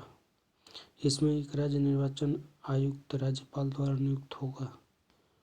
राज्य निर्वाचन आयुक्त को उन्हीं रीतियों और आधारों पर हटाया जा सकता है जैसा कि उच्च न्यायालय के किसी न्यायाधीश को हटाया जाता है।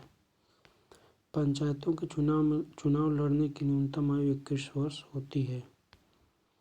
पंचायतों से संबंधित अन्य अनुच्छेद देख लेते हैं एक नज़र में। तो अनुच्छेद 243 परिभाषाएं दी गई हैं। 243A में ग्राम सभा की बात की गई है। 243F में सदस्यों के लिए निरहर्ताएं बात की गई हैं। 243G में पंचायतों की शक्तियां, प्राधिकार और उत्तरदायित्व की बात की गई है। अनुच्छेद 243H में पंचायतों द्वारा कर अधिरोपित करने की शक्तियां और उनकी निधियां दी गई हैं। अनुच्छेद 243J पंचायतों के लेखाओं की संपरीक्षा की बात की गई है।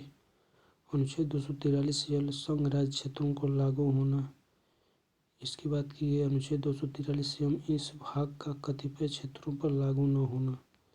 अनुच्छेद 243N विद्यमान विधियों और पंचायतों का बने रहना। अनुच्छेद 243O निर्वाचन संबंधी मामलों में न्यायालयों के हस्तक्षेप का वर्जन।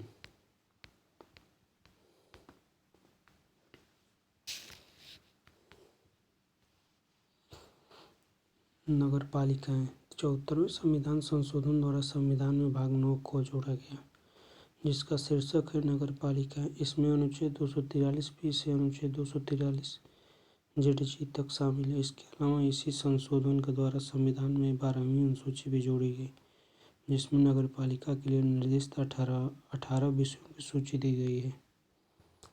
अनुच्छेद 243Q के अंतर्गत नगर पालिका को 3 स्तरों की चर्चा की गई है।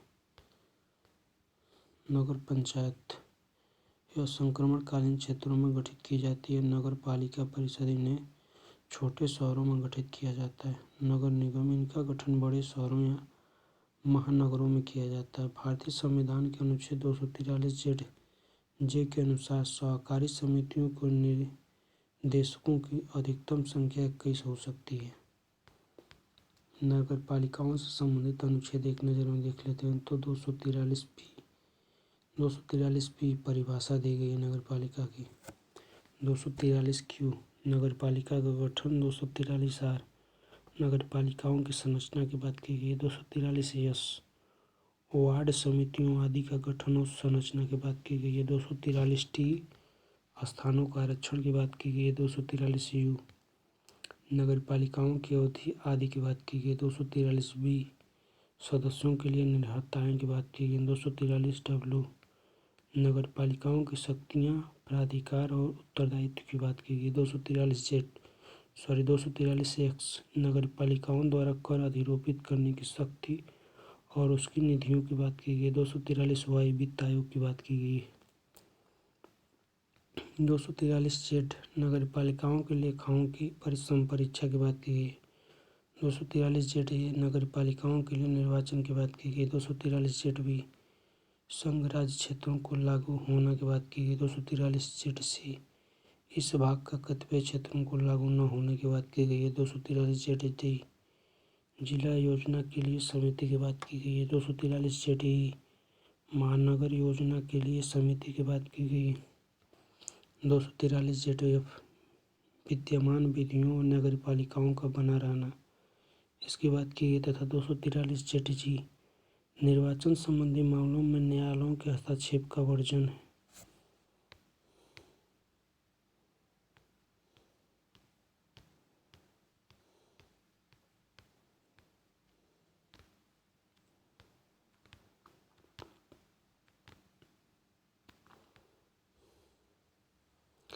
संविधान संशोधन देख लेते हैं।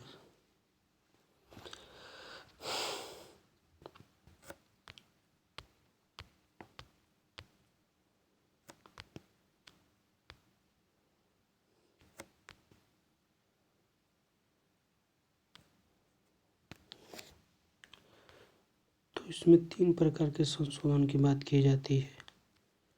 पहला साधारण बहुमत से संशोधन, दूसरा विशेष बहुमत से संशोधन, तीसरा संसद के विशेष बहुमत के अलावा कम से कम आधे राज्यों की विधानसभाओं के अनुसमर्थन से पारित होने वाले विधेयक की बात की जाती है।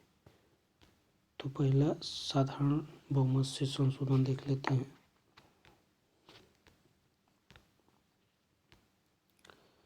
ऐसे संशोधन के लिए दोनों सदनों में उपस्थित तथा मत देने वाले सदस्यों के आधे से अधिक की सहमति ही पर्याप्त है। ऐसे उपबंधों का संशोधन संविधान के अनुच्छेद 368 के अंतर्गत नहीं माना जाता, जैसे नए राज्यों का निर्माण, उनके नाम, क्षेत्रों और सीमाओं में परिवर्तन। अब देखते हैं विशेष बहुमत से संशोधन। तो जिन उपबंधों का संबंध भारत के संघीय ढांचे से है, उन्हें छोड़कर अनुच्छेद 368 के अंतर्गत संशोधन माने जाने वाले शेष सारे उपबंध इसी वर्ग में शामिल हैं। इसमें विधेयक को सदन की कुल संख्या का बहुमत हासिल होना चाहिए एवं प्रत्येक सदन में उस विधेयक को उपस्थित तथा मतदान करने वाले सदस्यों में से कम 2/3 का समर्थन प्राप्त होना चाहिए।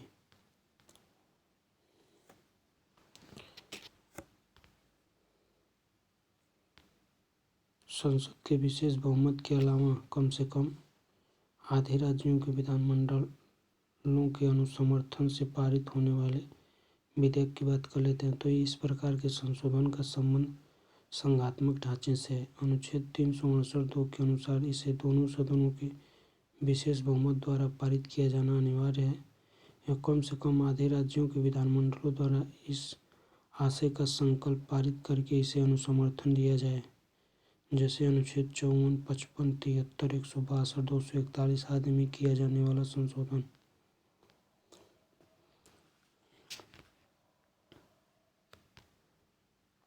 संविधान संशोधन की शक्ति पर लागू सीमाएं। मामला सर्वोच्च न्यायालय का निर्णय।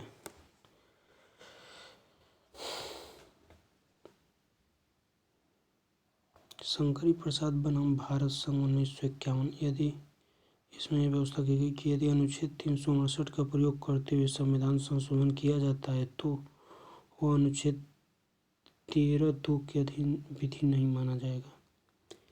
ये बात की गई इसमें। सज्जन सिंह बनाम राजस्थान राज्य 1965 में अनुच्छेद 368 के अधीन संसद मूल अधिकारों में संशोधन कर सकती है, ऐसी बात की गई।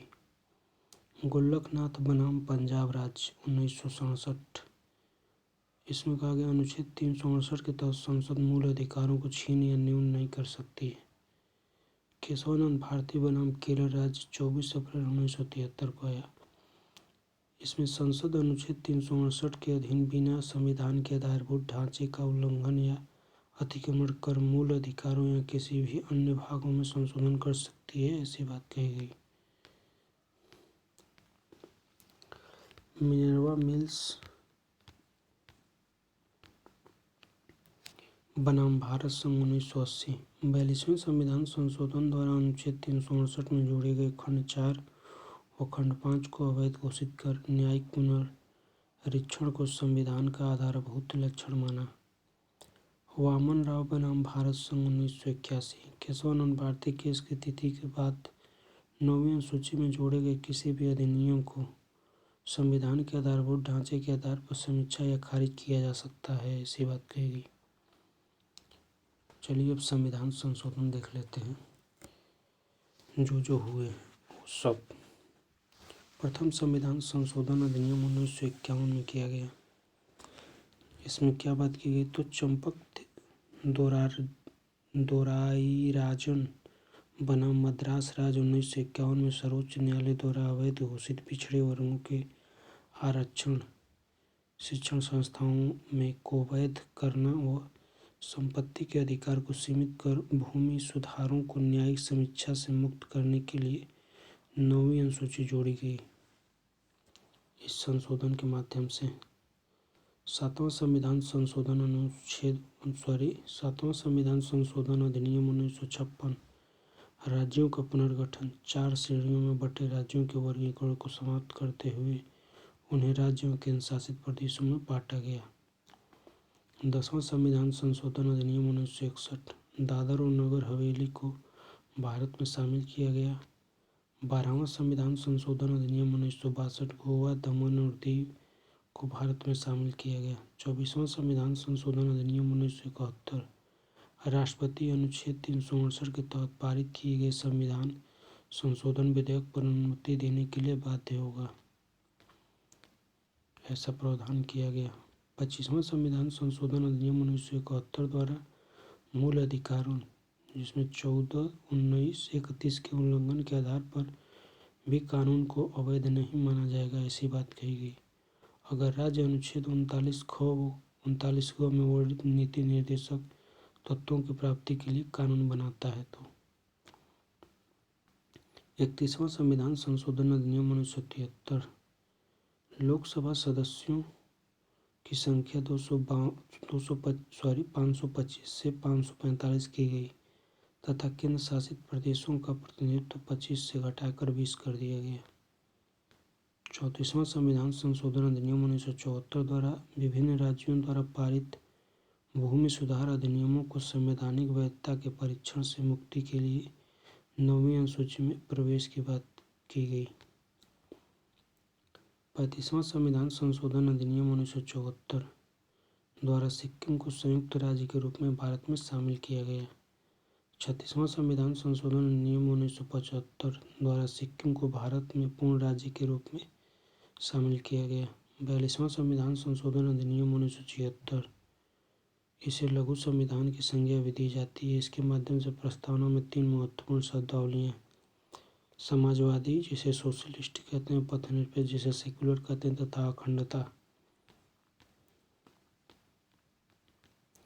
जिसे इंटीग्रिटी कहते हैं, जोड़े गए। साथ ही संविधान में एक नया अनुच्छेद 51 को अंतः स्थापित कर 10 मौलिक कर्तव्य जोड़े गए। 44वां संविधान संशोधन अधिनियम 1978 के द्वारा अनुच्छेद 352 के तहत राष्ट्रीय आपात की उद्घोषणा का आधार आंतरिक अशांति को हटाकर सशस्त्र विद्रोह किया गया, जिसके लिए मंत्रिमंडल कैबिनेट की लिखित सलाह को अनिवार्य किया गया।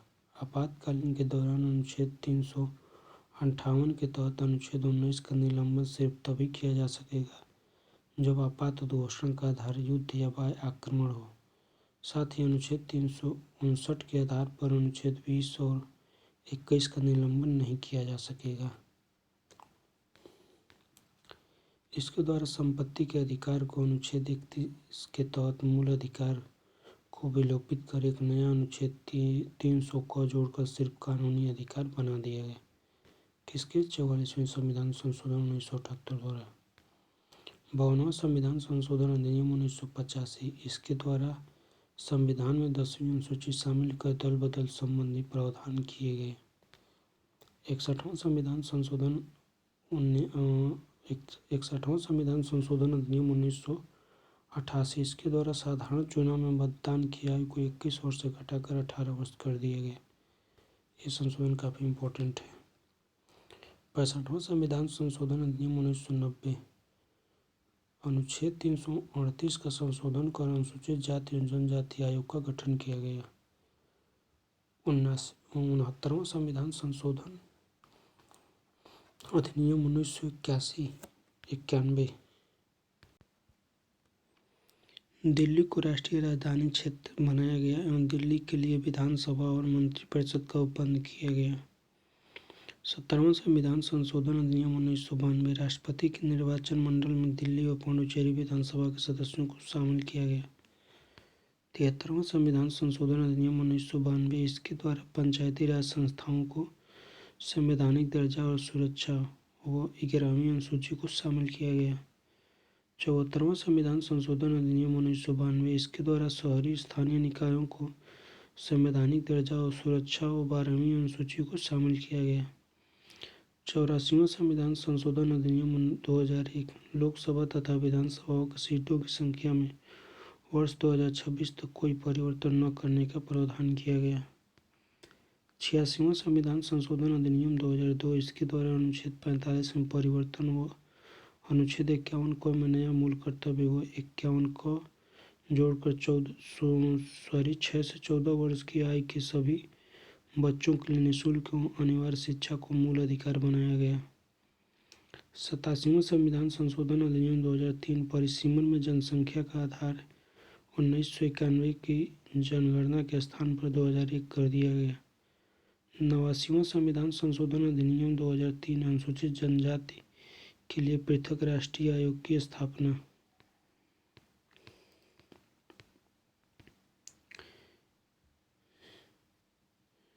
91वां संविधान संशोधन अधिनियम 2003 केंद्र तथा राज्य में मंत्रिपरिषद की अधिकतम सदस्य संख्या क्रमशः लोकसभा तथा विधानसभा की सदस्य संख्या का 15% होगा। 97वां संविधान संशोधन अधिनियम 2011 द्वारा इस संविधान संशोधन से निम्नलिखित बदलाव किए गए। कौन कौन? तो सहकारी समितियों के निर्माण के अधिकार को मौलिक अधिकार बनाया गया। अनुच्छेद 19 के तहत सहकारी समितियों को बढ़ावा देने के लिए एक नई नीति निर्देशक सिद्धांत जोड़ा गया। अनुच्छेद 243 ख के तहत सहकारी समितियां नाम से नया खंड कौन सा 9 ख जोड़ा गया। 243 ZH से 243 ZT के तहत 58वां संविधान संशोधन अधिनियम 2012 कर्नाटक के राज्यपाल को हैदराबाद कर्नाटक क्षेत्र के विकास सुनिश्चित करने हेतु संविधान में अनुच्छेद 371 J को शामिल किया गया। 100वां संविधान संशोधन अधिनियम 2015 भारत और बांग्लादेश के मध्य भूमि हस्तांतरण हुआ। 101वां संविधान संशोधन 2016 इसके द्वारा वस्तु एवं सेवा कर अधिनियम के माध्यम से अनुच्छेद 248, 249, 249, 250, 259, 270, 271, 286, 316 और 359 में और 16वीं और 7वीं अनुसूची में 6वीं और 7वीं अनुसूची में संशोधन किया गया। 102वां संविधान संशोधन अधिनियम 2018 123वें संविधान संशोधन विधेयक 102वां संविधान संशोधन अधिनियम द्वारा राष्ट्रीय पिछड़ा वर्ग आयोग को संवैधानिक दर्जा दिया गया। 103वां संविधान संशोधन अधिनियम 2019 इस अधिनियम द्वारा आर्थिक वासना को पिछड़ेपन का आधार मानते हुए 10% आरक्षण की व्यवस्था की गई।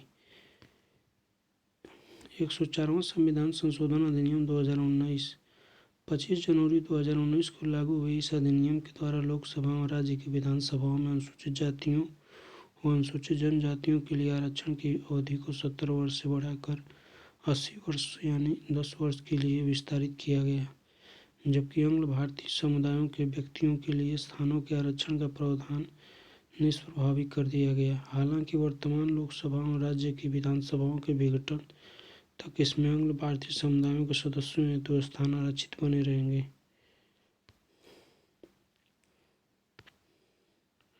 राज्यसभा राजभाषा संवैधानिक उपबंध अनुच्छेद 343 में राज्य संघ की राजभाषा की बात की गई है।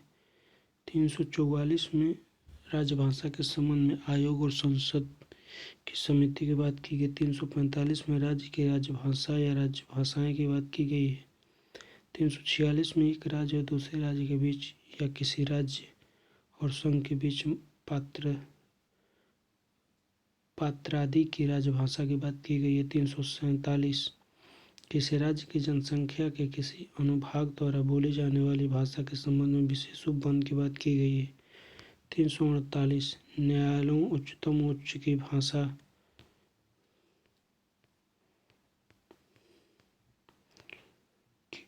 की बात की गई होगी।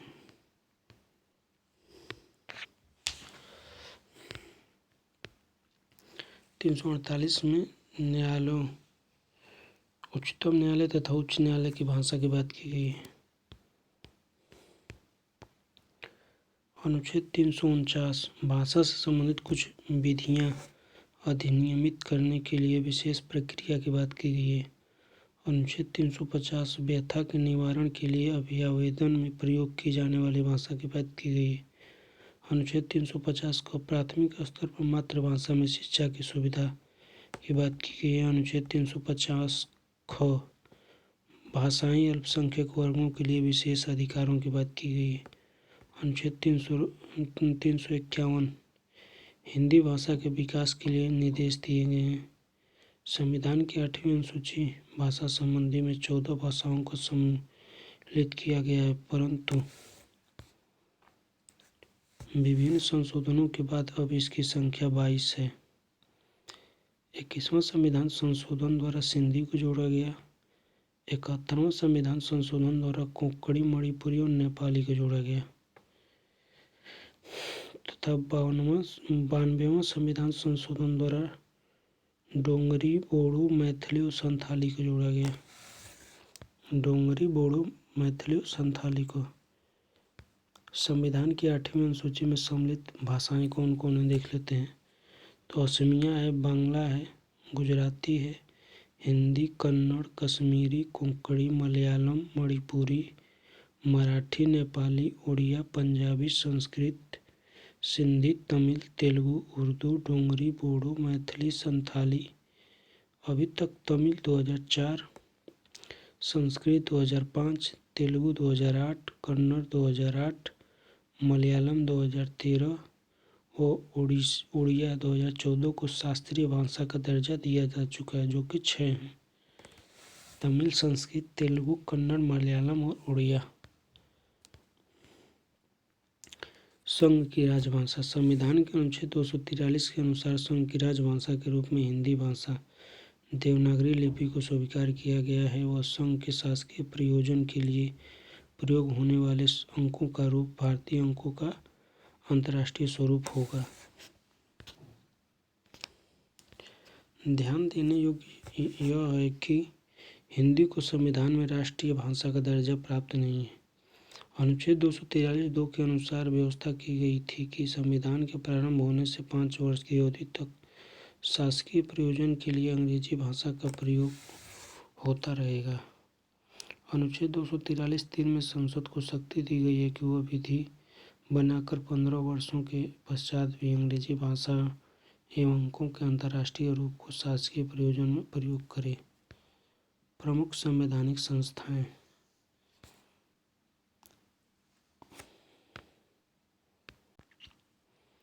आज अभी यहीं तक, इसके आगे अगले वीडियो में देखा जाएगा। प्लीज़ हमारे चैनल को सब्सक्राइब तथा लाइक करें और अपने दोस्तों के साथ शेयर भी करें। धन्यवाद।